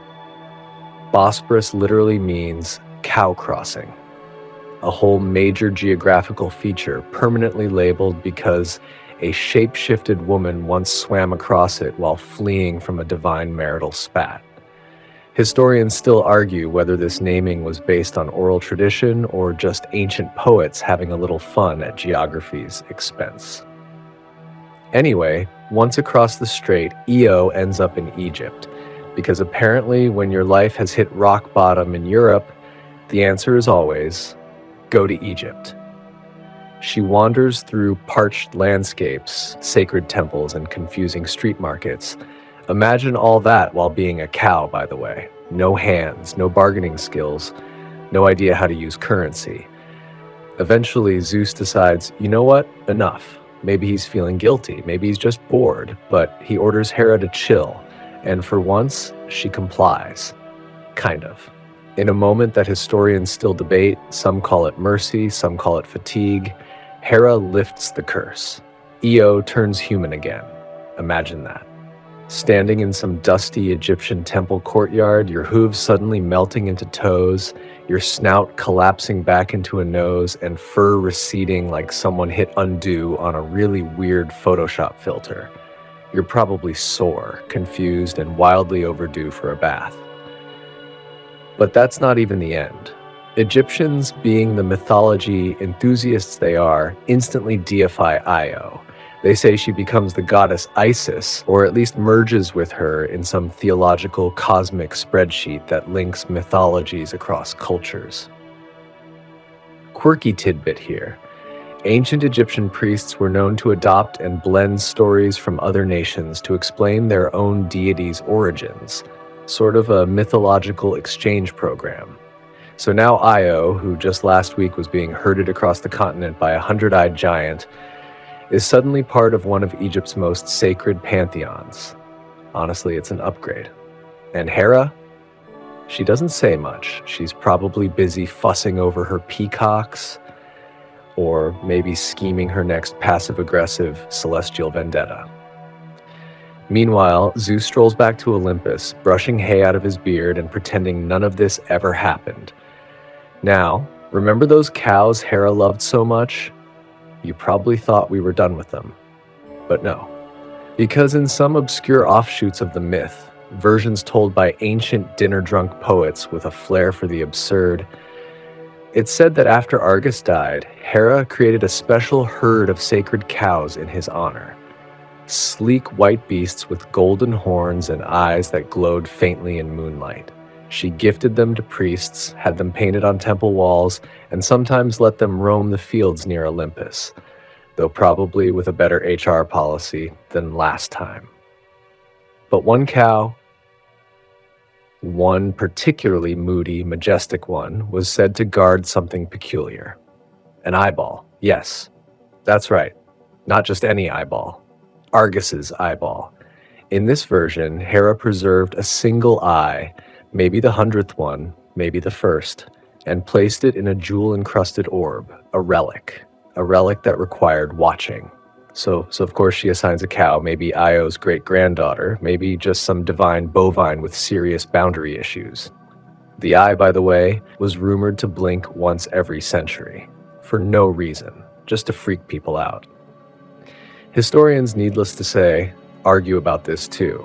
Some claim the story was a metaphor for divine surveillance, an ancient precursor to the modern security camera. Others believe it's symbolic of Hera's never-ending obsession with loyalty. A literal eye to watch, watched by a cow, born from betrayal, looped back into loyalty. Like a mythological screensaver no one can quite explain. And there you are, standing on the edge of this tale, peering at a marble pedestal in a ruined temple courtyard. The eye sits calmly atop it. The cow stands nearby. She doesn't moo, just watches, like she knows everything that came before, like she might blink next. But you don't panic. You're too tired, too tangled in the lull of these dusty, silly legends. You give a nod to the cow, she nods back, you both understand what's going on here. Absolutely nothing. And yet, everything. The myths, like dreams, don't need to make sense to feel important. You lie back on the temple floor, the marbles cool against your skin. The sky above spins lazily with ancient stars and forgotten gods. And somewhere far away, the peacock tail feathers shimmer, watching still, but not unkindly. You're still lying there on the cool marble floor of that imaginary temple courtyard, possibly sharing a moment of spiritual eye contact with a cow guarding a cosmic relic. The night above remains silent, aside from the rustling of mythological leaves and maybe the distant jingle of an Olympian sandal. But you're not done yet, because the myths, they never stop when they should. Greek stories have the curious habit of overstaying their welcome, like that one guest at a dinner party who won't take a hint. So now we pivot slightly, Because no myth about Hera's cows, giant eyeballs, and cursed maidens is complete without touching upon the absurd bureaucracy of Mount Olympus itself. Yes, the divine office politics. You shuffle groggily to your feet and begin a slow climb. Imagine one of those never-ending staircases, the kind where each step makes your calves ache in a dreamlike way. And as you ascend toward Olympus, you start to hear it. Passive-aggressive harp music, the sound of golden paperclips, the rustle of divine complaint forms being filled out in triplicate. Mount Olympus, despite the drama, wasn't all lightning bolts and orgies. It was also the celestial HR department. And Hera, she was the chief administrator, a deity not just of marriage and cows, but of enforcing divine order, usually through side-eye, punishment, and the occasional transformation curse. You finally reach the Olympian lobby. It smells faintly of ambrosia and unpaid emotional labor. Inside, the gods mill about. Apollo's tuning his lyre for the third time today. Artemis is complaining that the forest lighting is too artificial. Dionysus is asleep under a table with a goblet still balanced on his chest. And Hera? She's in the back room, overseeing yet another divine hearing, this time about a minor river god who turned someone into an oak tree by accident. Again, here's your mainstream historical fact. The ancient Greeks actually had local administrative cults devoted to gods like Hera that handled community issues. These temples weren't just spiritual. People went there for mediation, complaints, and possibly even relationship counseling. Imagine going to church and filing a noise complaint about your neighbor's lyre practice. Anyway, Hera's work is never done. She balances the celestial ledger, ticking off every grievance, every favor, every cow misplaced. And when you walk in, she doesn't even blink. She just points to the seat labeled Unresolved Mortal Entanglements and sighs dramatically. And who's sitting next to you in the waiting room? Io. Again, fully human, eternally tired. She looks at you, shrugs, and says, "Don't get involved with gods." You nod. That advice seems late, but appreciated. Also seated near you, a nymph who turned into a sunflower, a mortal poet who tried to kiss the moon, and a satyr who accidentally invented jazz 3,000 years early and is now under review for cultural disruption. The paperwork here is never ending, but oddly soothing. The gods might be petty and vindictive, but they are thorough. There's even a chart showing the lineage of all cursed cows, with color-coded arrows indicating who was transformed by whom and why. Spoiler, it's mostly Hera. Now, here's your quirky tidbit. In some regional variations, Io's wanderings weren't about punishment at all. They were framed as a sacred pilgrimage, a kind of divine quest that created rivers, paths, and even constellations. There's a whole tradition that treats her like a mythological civil engineer, accidentally shaping the Earth's landmarks by panicked hoofprints. Historians, of course, still argue whether these variations are authentic oral traditions or just creative embellishments by storytellers who didn't want the cow chapter to end so tragically. Either way, she's now an integral part of Olympus's mythic paperwork, her tale threaded into temple tapestries, inscribed on bronze plaques, and whispered during particularly awkward dinner parties. And you? You're still sitting there, mildly sleepy, holding a scroll someone handed you with no instructions. You unroll it.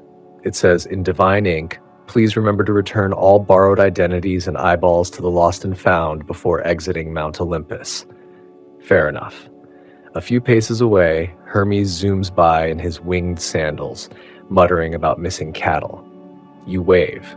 He doesn't wave back. Classic Hermes. Overhead, the dome of Olympus glitters, not with stars, but with retold stories. Every one of them ridiculous, emotionally complicated, and wildly inconsistent, just like family dinners. You lean back in your celestial chair and realize the air smells faintly like lavender and lightning. Hera walks by again, carrying a clipboard and muttering about peacocks shedding feathers in the throne room. And somewhere, maybe in the wing reserved for divine relics, the eyeball blinks. Once. Slowly. The cow watching it, still there, loyal, bored, heroic in her own quiet, cud-chewing way. You look up at the chart again. So many strings, so many curses, so many lives altered over jealousy, miscommunication, and yes, cows. A whisper floats through the hall. The myths make no sense, but they never stop. You nod to no one in particular, because neither do you. So there you are, still reclining awkwardly on a cloud-formed bench in Hera's celestial admin wing, trying to act invisible while your name slowly inches toward the top of a glowing complaint scroll. It's not looking good. Your offense? Probably existing near a divine love triangle without permission. Or maybe breathing near sacred livestock. You blink slowly, the same way the giant eyeball probably does in its velvet-lined display case just a few chambers over. At some point, you stand. Not because you're ready to take action, but because your butt has fallen asleep. As you shift your weight from one foot to the other, a file cabinet opens by itself beside you. Naturally. This is Olympus. Things animate for dramatic effect. Inside is a drawer labeled Failed Hero Applications. You pull it open, and there it is, a tattered scroll about Argus Panoptes, the 100-eyed giant whose main claim to fame, aside from eyeball logistics, is that he was a solid employee, reliable, alert, the guy you'd ask to babysit your most cursed maiden-turned-cow while you took a weekend trip to smite infidels. Poor Argus.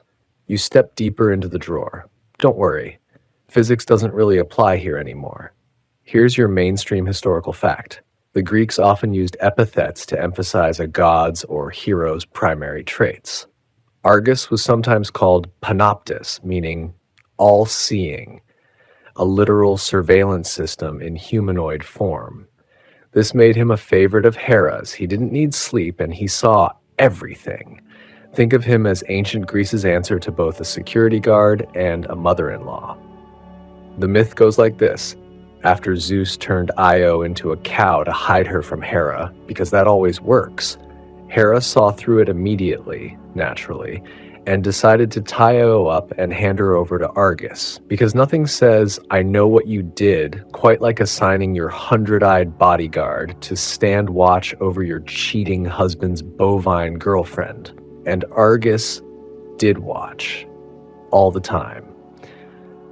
Half his eyes napped while the other half stayed open.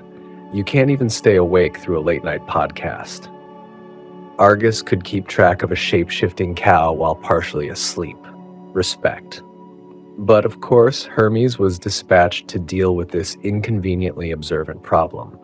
The trickster god showed up, played the pan flute, told the world's most boring stories, possibly even this one, and lulled Argus to sleep, every single eye.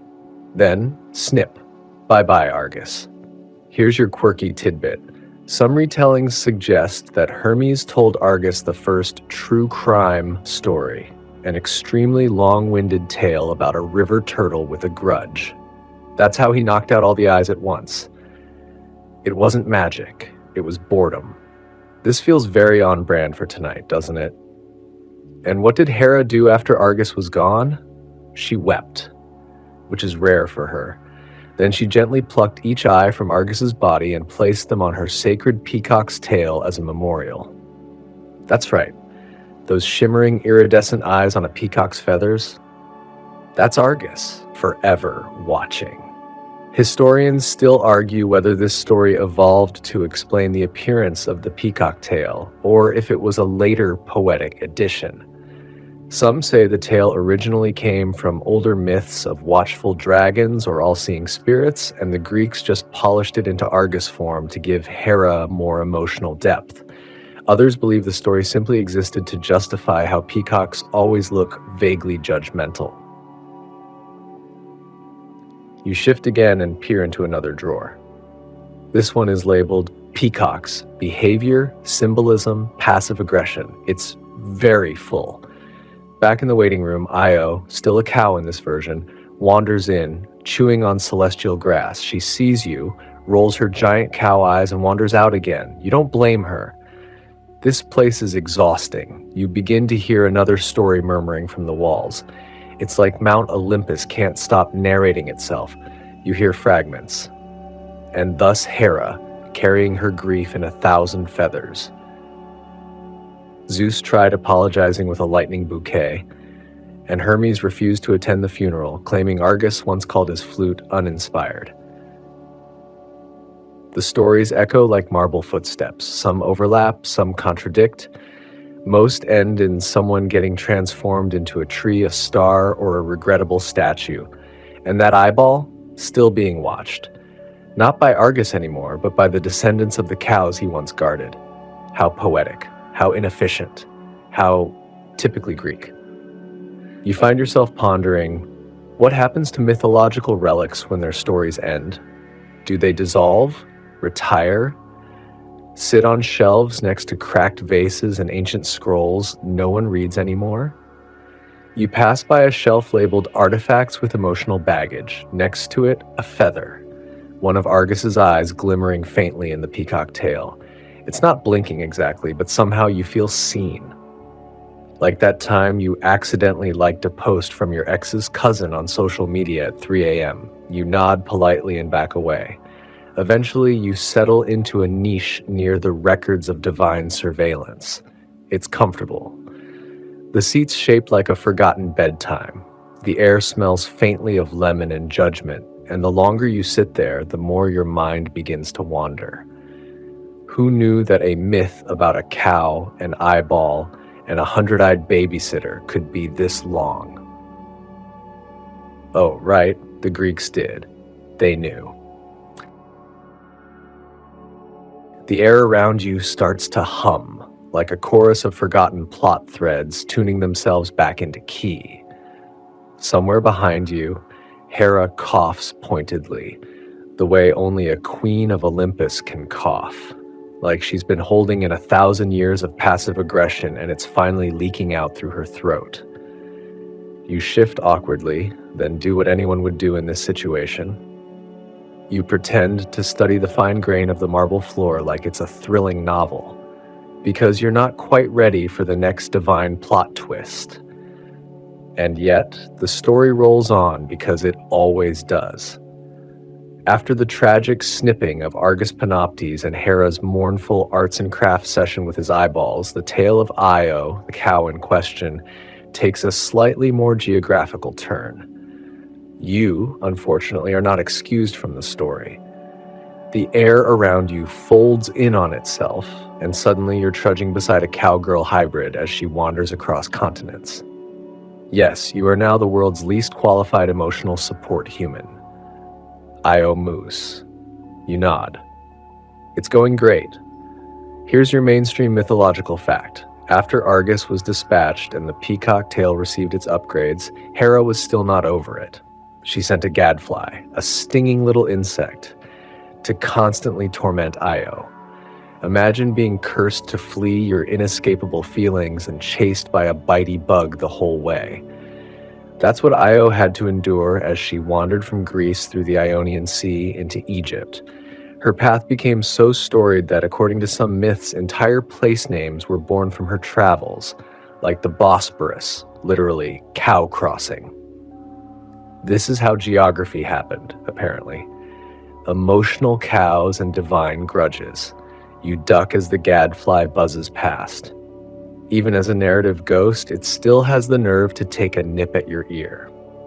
Io, in her half-dignified bovine state, trudges beside you, each step somehow more symbolic than the last.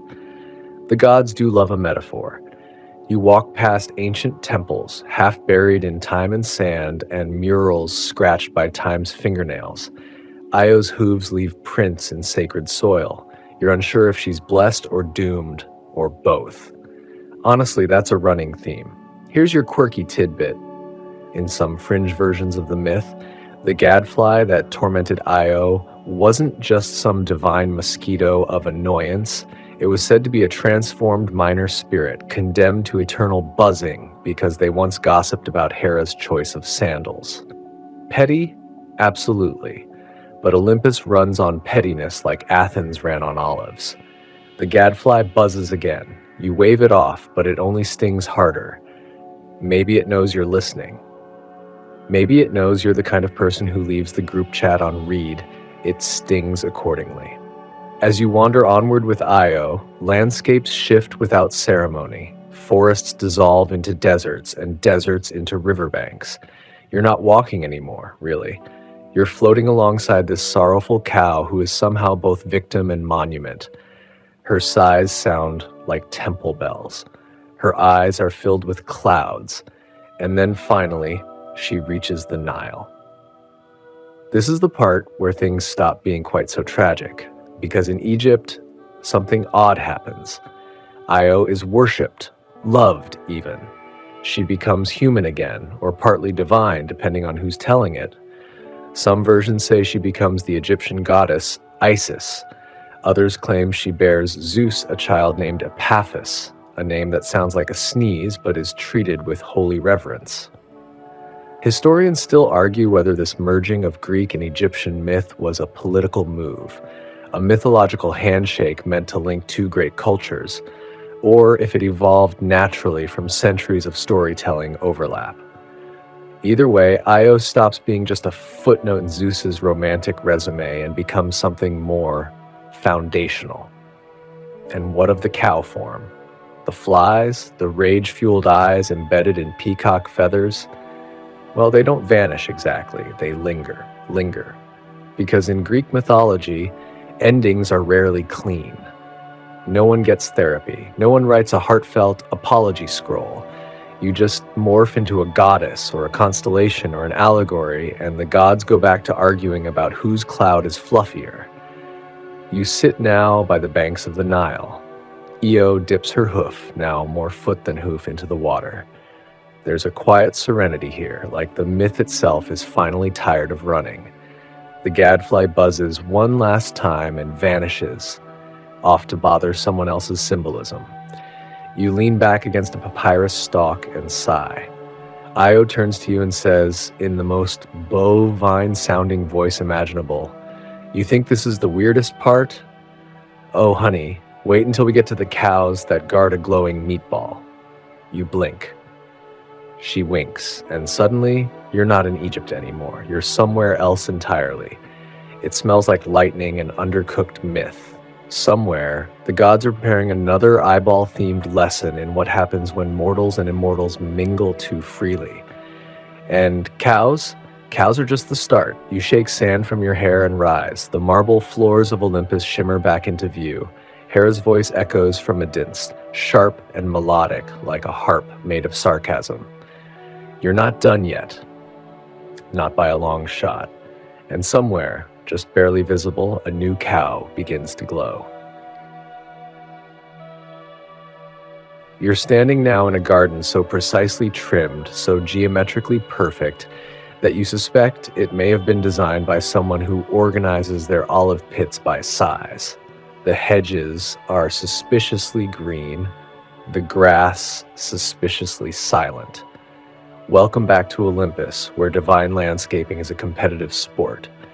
In the center of the garden is a pedestal, and on that pedestal, not a golden apple, not a thunderbolt, not even a goblet of something unnecessarily sparkly. No, on that pedestal is a glowing, gelatinous orb roughly the size of a sheep's eyeball. This, you realize, must be the famed orb you've heard almost nothing about, because scholars hardly agree what it is. It might be the remains of Argus Panoptes' 100th eyeball, the one that got away, or maybe it's Hera's symbolic centerpiece. Some fringe mythographers even suggest it's a concentrated form of divine boredom, solidified apathy, basically. You wonder if staring into it will make you want to alphabetize your laundry. Surrounding this eyeball glow ball are, of course, cows, but not just any cows. These are sleek, otherworldly bovines, each one marked with strange glyphs and wearing ankle bells that jingle in dissonant chords. Their eyes shimmer like galaxies filtered through horn-rimmed glasses. Their hooves don't clomp, they resonate. You naturally try to back away. One cow turns its head. You lock eyes, you blink. The cow doesn't. Obviously. Here's your mainstream mythological fact. Hera was, among other things, the goddess of women, marriage, childbirth, and cows. Yes, cows. Sacred to her, venerated across temples and festivals. It's why the ancient Greeks would adorn statues of Hera with cow-like features or crowns of horns. In Argos, her favorite city, she was even worshipped as Bopis, meaning cow-eyed, which was apparently a compliment back then. If someone calls you cow-eyed today, you're probably being compared to a sleepy cartoon. But in Hera's case, it meant wide, majestic, noble gaze. Very vogue. As you try to sneak a little closer to the orb, purely for story immersion, not because you're curious or anything, one of the cows shifts its weight and releases a low, cosmic moo. The sound vibrates your ribs. It may have just recalibrated your spine, possibly in Latin. You ask the cow if it knows why it's guarding an orb that may or may not be an eyeball. It doesn't answer, because, well, it's a divine cow. But one does toss its head toward a mural behind you, as if to say, "Read the footnotes, mortal." You oblige. On the wall is a fading fresco of Hera, regal and exasperated, standing atop a staircase of floating bovines. Below her, humans scramble, plead, offer bouquets, make weird gestures. One is clearly bartering with a cheese wheel. Hera's expression is somewhere between "I'm not mad, just disappointed," and "I will smite you so politely, you'll thank me for it." Here's your quirky tidbit. There's an obscure version of this myth where Hera's sacred cows were given the task of guarding all sorts of random magical relics, lost thunderbolts, Hermes' spare sandals, even Aphrodite's blush compact. The cows were thought to exist in a semi-dream state, grazing on clouds and occasionally mooing prophetic riddles that no one could ever quite understand. Scholars refer to this as the cattle of the crescent murmurs theory, which sounds like a failed indie band, but was absolutely taken seriously in some ancient fringe sects. You attempt to pet one of the cows. It lets you, but only for exactly 3 seconds. Then it steps aside and points its snout toward the orb again. You're beginning to suspect the cows know more than they let on. The orb pulses once. The light brightens. You feel like you've accidentally clicked a pop-up you shouldn't have. Suddenly, a soft humming fills the garden. You expect Zeus to appear with his usual thunderous fanfare, but instead a breeze whispers across the grass and Hera steps forward. She doesn't look angry, not precisely, just deeply tired in the way only immortals can be. Like someone who's tried turning her divine husband into a responsible adult and has officially given up. She walks past the cows, they part for her like clouds before the sun, and places one elegant hand on the orb. It stops glowing. She turns to you. "Everyone always talks about Zeus," she says. "They forget who holds the keys." You nod slowly, the way you do when someone says something poetic and you're not sure whether to clap or apologize. She sighs. "Argus was loyal," she continues, "a watcher, a protector. So I gave him what little legacy I could, eyes and feathers. And then this." She gestures to the cows, who all moo solemnly as if on cue. One sneezes. The scholarly debate kicks in right about here. Some ancient texts suggest Hera created these cows and this orb in a fit of grief and symbolism, her way of preserving Argus's memory and warning others not to interfere with her sacred tasks. Others say it's purely metaphorical, that the cows represent divine vigilance, and the orb is a stand-in for hidden knowledge. Still others argue it's all just dream logic, a myth designed to loop in on itself like a cow chewing its cud. Regardless, the cows remain. You step back as Hera walks away, fading into the hedges. The orb dims. The cows resume their eternal watch. You take a breath. The air tastes like thyme and slightly burnt ambrosia. A voice behind you mutters, "You're not done, you know." You turn, expecting a cow. Instead, it's Hermes, barefoot, smirking, possibly holding someone else's credit card. He nods toward the next path. You haven't even gotten to the bit where Zeus tries to fix things. You groan, but you walk anyway, because myths, like cows, are slow-moving but impossible to ignore.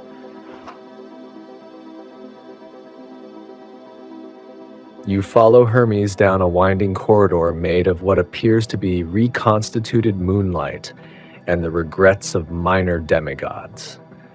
The path narrows, the walls curve like the inside of a conch shell, and your feet begin to make soft squelching sounds, either from divine condensation or some forgotten ambrosia spill.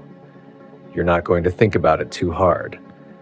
Hermes is whistling. Of course he is. He pauses, leans against a wall that promptly melts away to reveal a golden amphitheater, and gestures broadly like a waiter introducing the day's specials. Inside the amphitheater, you see Zeus, bare-chested, dramatic, with the flair of a man who hasn't apologized for anything since the invention of grapes. He's pacing. That's never a good sign. So now you're watching what we might generously call the fixing phase. Because, as you may have guessed, even in the wake of poor Argus's demise, the drama was far from over. Here's your mainstream mythological fact. After Argus was killed by Hermes on Zeus's orders, Hera didn't just let it slide. No, ma'am. In grief, she took Argus's many eyes and placed them on the tail feathers of the peacock, which became her sacred bird. That's why peacocks still carry that eerie, watchful stare. Each eye is a memory, a warning, a very fashionable guilt trip. Now, this is the point in the myth where Zeus, at least according to some accounts, actually tries to make amends. Sort of. His version of sorry involves vague poetic declarations and maybe sending Hera a really awkward thunder-shaped bouquet. In one less famous myth, likely a late Orphic edition, Zeus even tries to reassemble Argus. That's right. Our thunder-happy king attempts a divine do-it-yourself project. He gathers some celestial clay, plucks spare eyes from the dreams of sleeping fishermen, and hums a tune that's supposed to breathe life.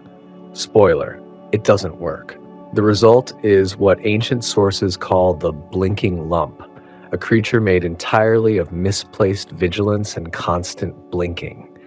It survives for about 3 minutes before dissolving into a puddle of suspicious slime. One text claims it still haunts the aisles of particularly overwhelming libraries, asking people what time it is and then vanishing. This moment, though, is where your quirky tidbit arrives like an uninvited satyr at a wine tasting. Apparently, in yet another fringe version of the story, Zeus, in a rare spasm of guilt, grants cows the ability to detect lies. Yes, you heard that right. According to the bucolic scrolls, cows could once moo in protest whenever someone fibbed in their presence. This caused enormous problems for politicians in rural areas. The power was eventually revoked, supposedly during a divine moo-off with Dionysus, who lost spectacularly but claimed it was performance art. Anyway, back to the amphitheater. Zeus, in an exaggerated gesture that might be genuine or just theatrics, throws his arms skyward. A bolt of lightning crashes down, not near him, not even close to anything dangerous. Just for dramatic effect. Think of it as the mythological version of snapping your fingers during a TED Talk. Then he turns, probably waiting for Hera to appear. She doesn't. This is where the scholarly debate kicks in, like a centaur at a toga party. Historians still argue whether Zeus's attempt to reconcile was heartfelt or self-serving.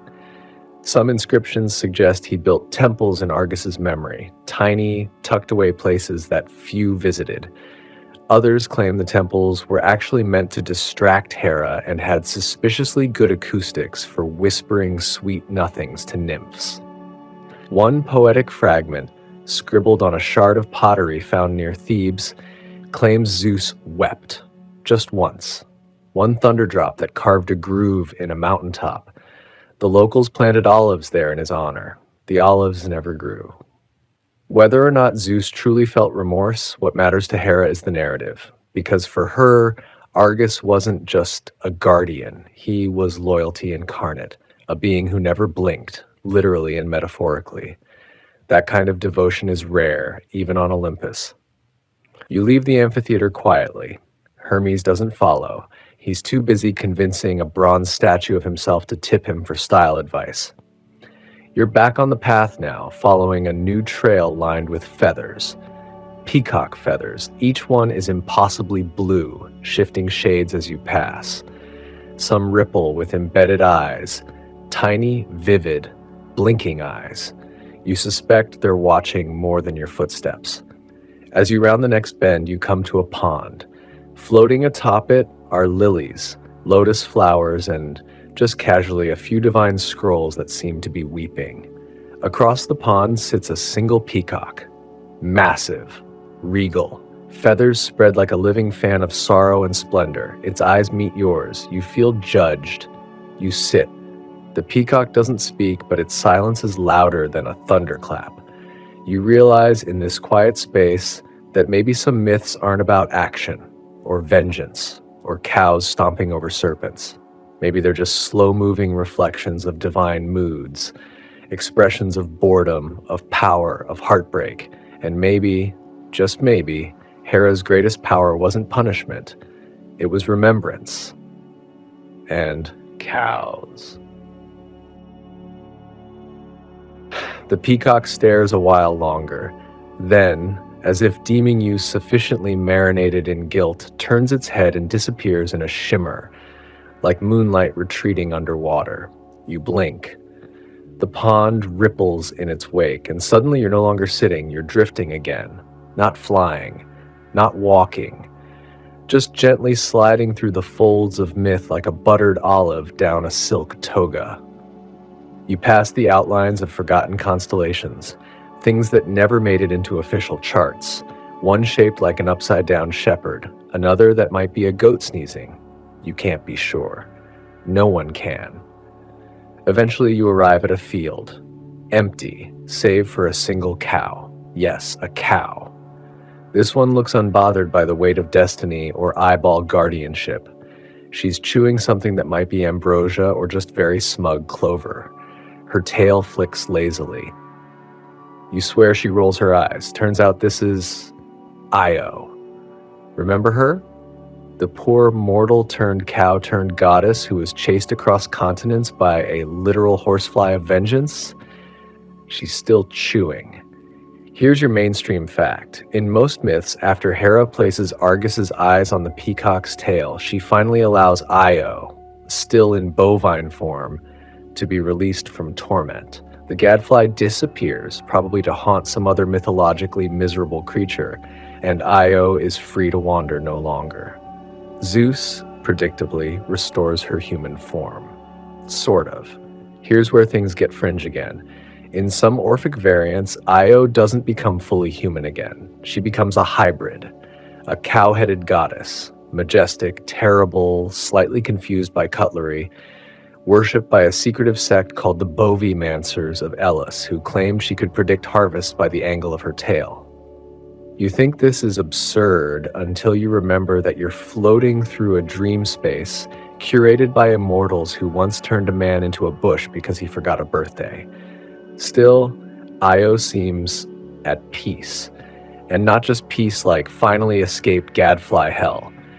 This is deep peace. The peace of someone who's endured so much absurdity that no further absurdity can really make a dent. She nods toward you, slowly. And then the grass around her ripples. You feel it before you see it. A hum. Low, pulsing, ancient. The field begins to lift. Yes, the entire field, like it's being peeled upward. Io doesn't even blink. She's done blinking. She's been through too much. Above you is a temple, suspended midair, inverted. As you flip upside down, because of course you do, the temple receives you into its gravity.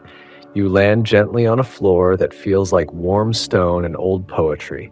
This is Hera's secret sanctum, not the public one with golden peacocks and incense. This is the quiet place, the place of reflection. Carved along the walls are depictions of Argus's deeds, some well-known, others far less so. One mural shows him defeating a river that tried to steal a goose. Another has him baking olive cakes shaped like eyes. Maybe metaphorical, maybe not. In the center of the room sits Hera. No throne, no thunder, just Hera. She looks tired, not disheveled. Goddesses don't dishevel, but there's a quiet weight in her posture.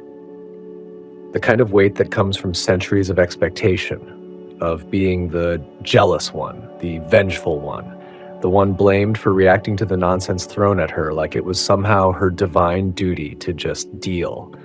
And maybe for a moment, she's done pretending otherwise. She gestures.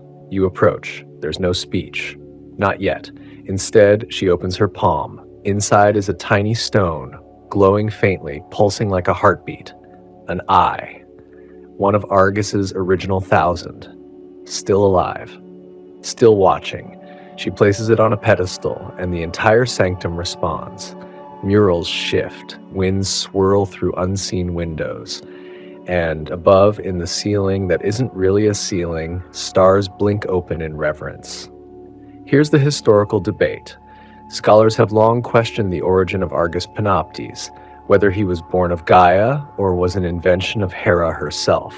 Some say he was a creation of her imagination, brought to life by sheer divine will. Others argue he predates Olympus entirely, a primordial watchman repurposed by myth. The debate remains unresolved, much like your current understanding of gravity. But standing in Hera's sanctum, with the eye glowing like a dying ember and the air heavy with unspoken grief, you begin to wonder if some myths are less about answers and more about endurance, about what it means to carry memory, especially the inconvenient kind. That eye doesn't blink anymore. It simply shines. Hera, still silent, waves you away, not dismissively, gently, like a librarian asking you to leave so she can file the cosmos. You exit backward, respectfully, like you're leaving a god-sized dentist's office. Outside, the field has returned. Io is gone. In her place, cows, so many cows, all just standing there, chewing, watching, judging, but not unkindly. Somewhere in the distance, a fly buzzes once and then bursts into a puff of cosmic glitter. You smile. The cows do not. You begin to walk. The field rolls on endlessly now, soft and golden. Each step leaves behind a brief print of starlight. You feel the weight of stories trailing you, of eyes watching, of wings shifting, of thunder laughing softly in the clouds above, and still somehow nothing has exploded. Yet. You don't ask where you're headed. By now, you've accepted that direction is more of a suggestion in myth space, like expiration dates on god nectar or Zeus's wedding vows. The golden field stretches on, a carpet of swaying wheat or maybe just sunlit illusion. You walk with the ease of someone who no longer expects to arrive but is content to amble. The cows thin out. One disappears with a quiet pop like a soap bubble made of ancient milk. You don't even flinch. Eventually you come to a cliff. It overlooks nothing, not a valley, not a city, just white. Infinite white, like the edge of a forgotten scroll. There, balanced impossibly on a stone pedestal, is the thing. The eyeball. Not Argus's eye, no, this one is bigger, enormous, suspended in the air, swirling faintly with colors that might be mythic retina or just special effects the gods keep for parties. It watches you, not intently, just aware. This is the eye of Orthrus. No, not the two-headed dog. You're thinking of Cerberus's weirder cousin. This Orthrus is different.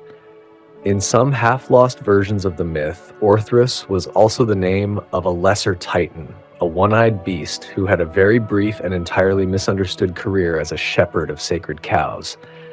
This, of course, is where it all starts to stitch together. Because remember those cows Hera kept? The beautiful, overachieving celestial cows? Orthrus was once their reluctant babysitter. Hera, apparently, paid him in, get this, fermented myrrh and spicy poems. Mainstream myth tends to skip that job listing.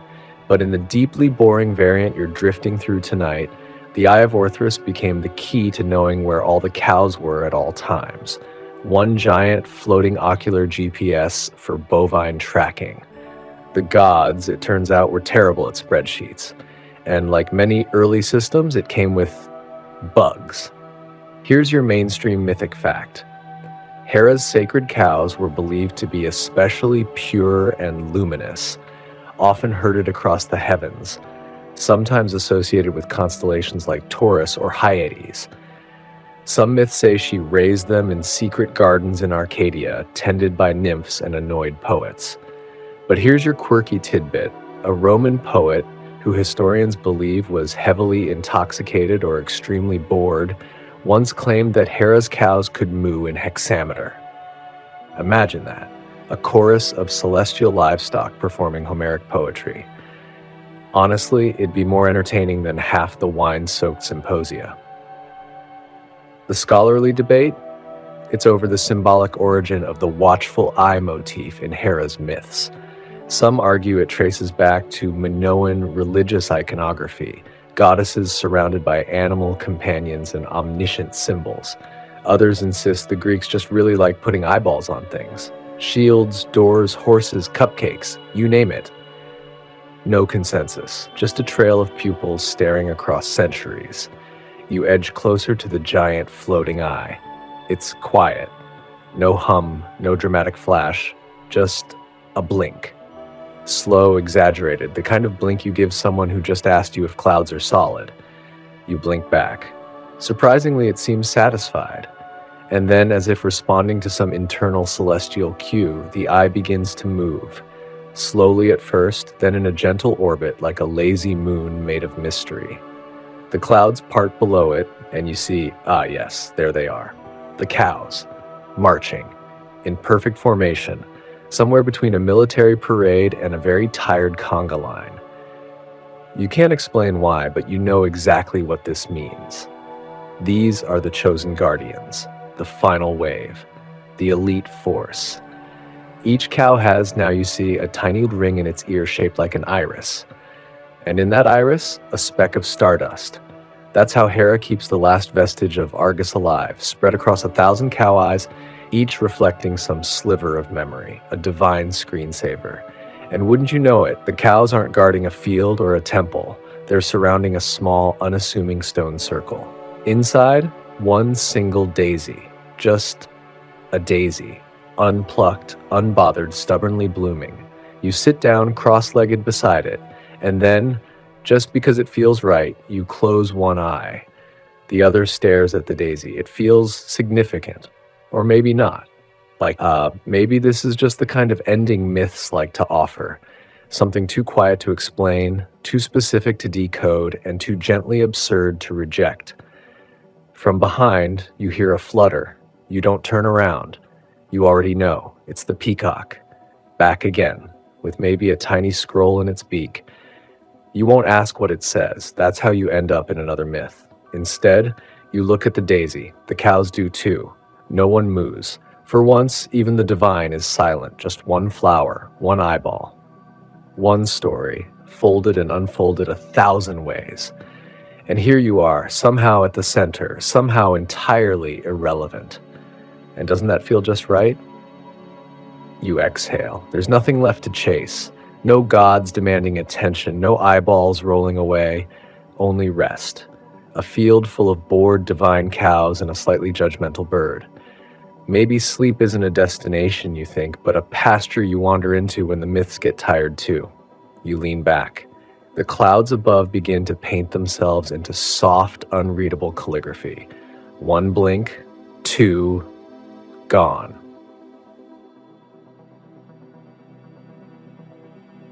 You float now, Not metaphorically, you've long since abandoned metaphor. No, you're actually floating, gently and inexplicably, just above the daisy field where the celestial cows stood still as mythic statues.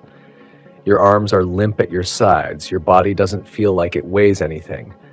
Somewhere below, the Eye of Orthrus completes its final orbit and vanishes with a pop, as if dismissed by a god who's decided the story's run long enough. Up here, the air is molasses slow. Every breeze moves like it's wading through half-formed dreams.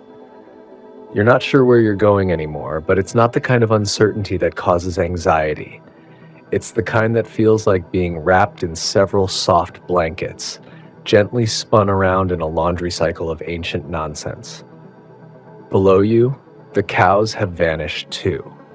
They've either gone home to Hera's palace or, more likely, slipped into some obscure Etruscan vase painting that no museum intern has cataloged yet. Either way, you don't miss them. Not exactly, just enough to note the absence of mooing. You drift past a suspended olive tree. Yes, suspended. Its roots curl up like decorative ribbon dangling from no soil at all. Its leaves shimmer a little. One of them waves at you. You don't question it. Here's your final mainstream mythic fact. In many myths, the olive tree was sacred to Athena. Not Hera, but as usual, the gods shared ownership like kids fighting over the same stuffed toy. And yes, the olive tree of Athens was supposedly gifted during her contest with Poseidon. His gift was a saltwater spring. Hers, a tree. She won, obviously. Here's the quirky fringe twist. In a minor, almost never told myth whispered by a Roman playwright with insomnia, the olive tree was once a cow, a particularly stubborn one. She refused to be herded, so the gods, fed up with her sass, planted her in the ground and told people she was a symbol of peace, which is one way to rebrand. The debate? Scholars still argue whether these plant-animal transformations were allegorical tales about agricultural cycles or just the myth equivalent of shrugging off plot holes. You know how it is. Sometimes a god turns someone into a flower and nobody asks why. Maybe because nobody wants to know. Or maybe the flower filed a complaint and it got buried in Hades' inbox. You float past the olive, now gently spinning. Ahead of you is a staircase, suspended. It's made of marble, maybe, or glass, or solidified boredom. Each step hums a little when your foot touches it. You climb because that's what you do in dreams. Each step takes longer, slower, heavier. The sky fades from blue to pale lavender. You don't remember where the sun went. Probably got distracted by Apollo playing harp somewhere. At the top of the staircase, because of course there's a top, is a door. Just one. It's plain, wooden. It has a golden doorknob shaped like a snail shell. You reach out, touch it, turn it, and on the other side, nothing. No cows, no eyeballs, no Hera, no Argus, no peacocks with attitude problems, just an empty, cozy little room. There's a single armchair. It smells like chamomile. The walls are lined with books that don't have titles. The window shows a sky full of slow-moving stars. One of them might be winking at you, but you can't be sure. You sit. The chair fits like it was made for you. No music plays, no harp, no flute, just the sound of your own breath and the low hum of myth finally powering down for the night. And just before your eyes close, you hear a sound. A soft, familiar one. A slow, unimpressed moo. From somewhere far, far away. It feels like the end, but also the beginning. And that's the thing about myth, even the boring kind. It never really ends. It just nods off quietly and waits for the next insomniac to wander in. Wind down, and now, as you settle deeper into your pillow, the echoes of this slow, meandering myth begin to dissolve like sugar in warm milk. The cows are far behind you now, tucked safely into some golden field on a mountaintop that only appears after midnight. The eye has blinked its last blink, and even the peacock has finally fallen asleep, probably dreaming of better tail feathers. The sky above you is soft and starless, the kind of dark that doesn't feel empty but full, like velvet stretched across an old lullaby. You feel your chest rise and fall in a rhythm that matches nothing but your own peace. No more floating, no more daisy symbolism, no gods peeking in, just you breathing gently and the stillness that has followed you all the way here. Each thought slows, each worry melts at the edges. You are weightless now. The myths have folded themselves shut like a tired book with a cracked spine and a happy sigh. Let them rest. Let your eyes rest. Let your mind sink like a stone through a calm pond of sleep. No more sacred cows. No more giant eyeballs. Only calm. Only quiet. Only the soft exhale of a story that was never in a rush. And if your dreams take you back to that daisy or to a herd of sarcastic celestial cattle, let them. Let the myth whisper itself again, but slower this time. Softer, with longer pauses, with deeper yawns. You are safe. You are still. You are done. And sleep, slow and steady, wraps around you like Hera's favorite blanket, probably made of golden wool and passive-aggressive symbolism. Close your eyes now. There's nothing left to listen for. Just rest, just dream, just sleep. End of script. Sweet dreams.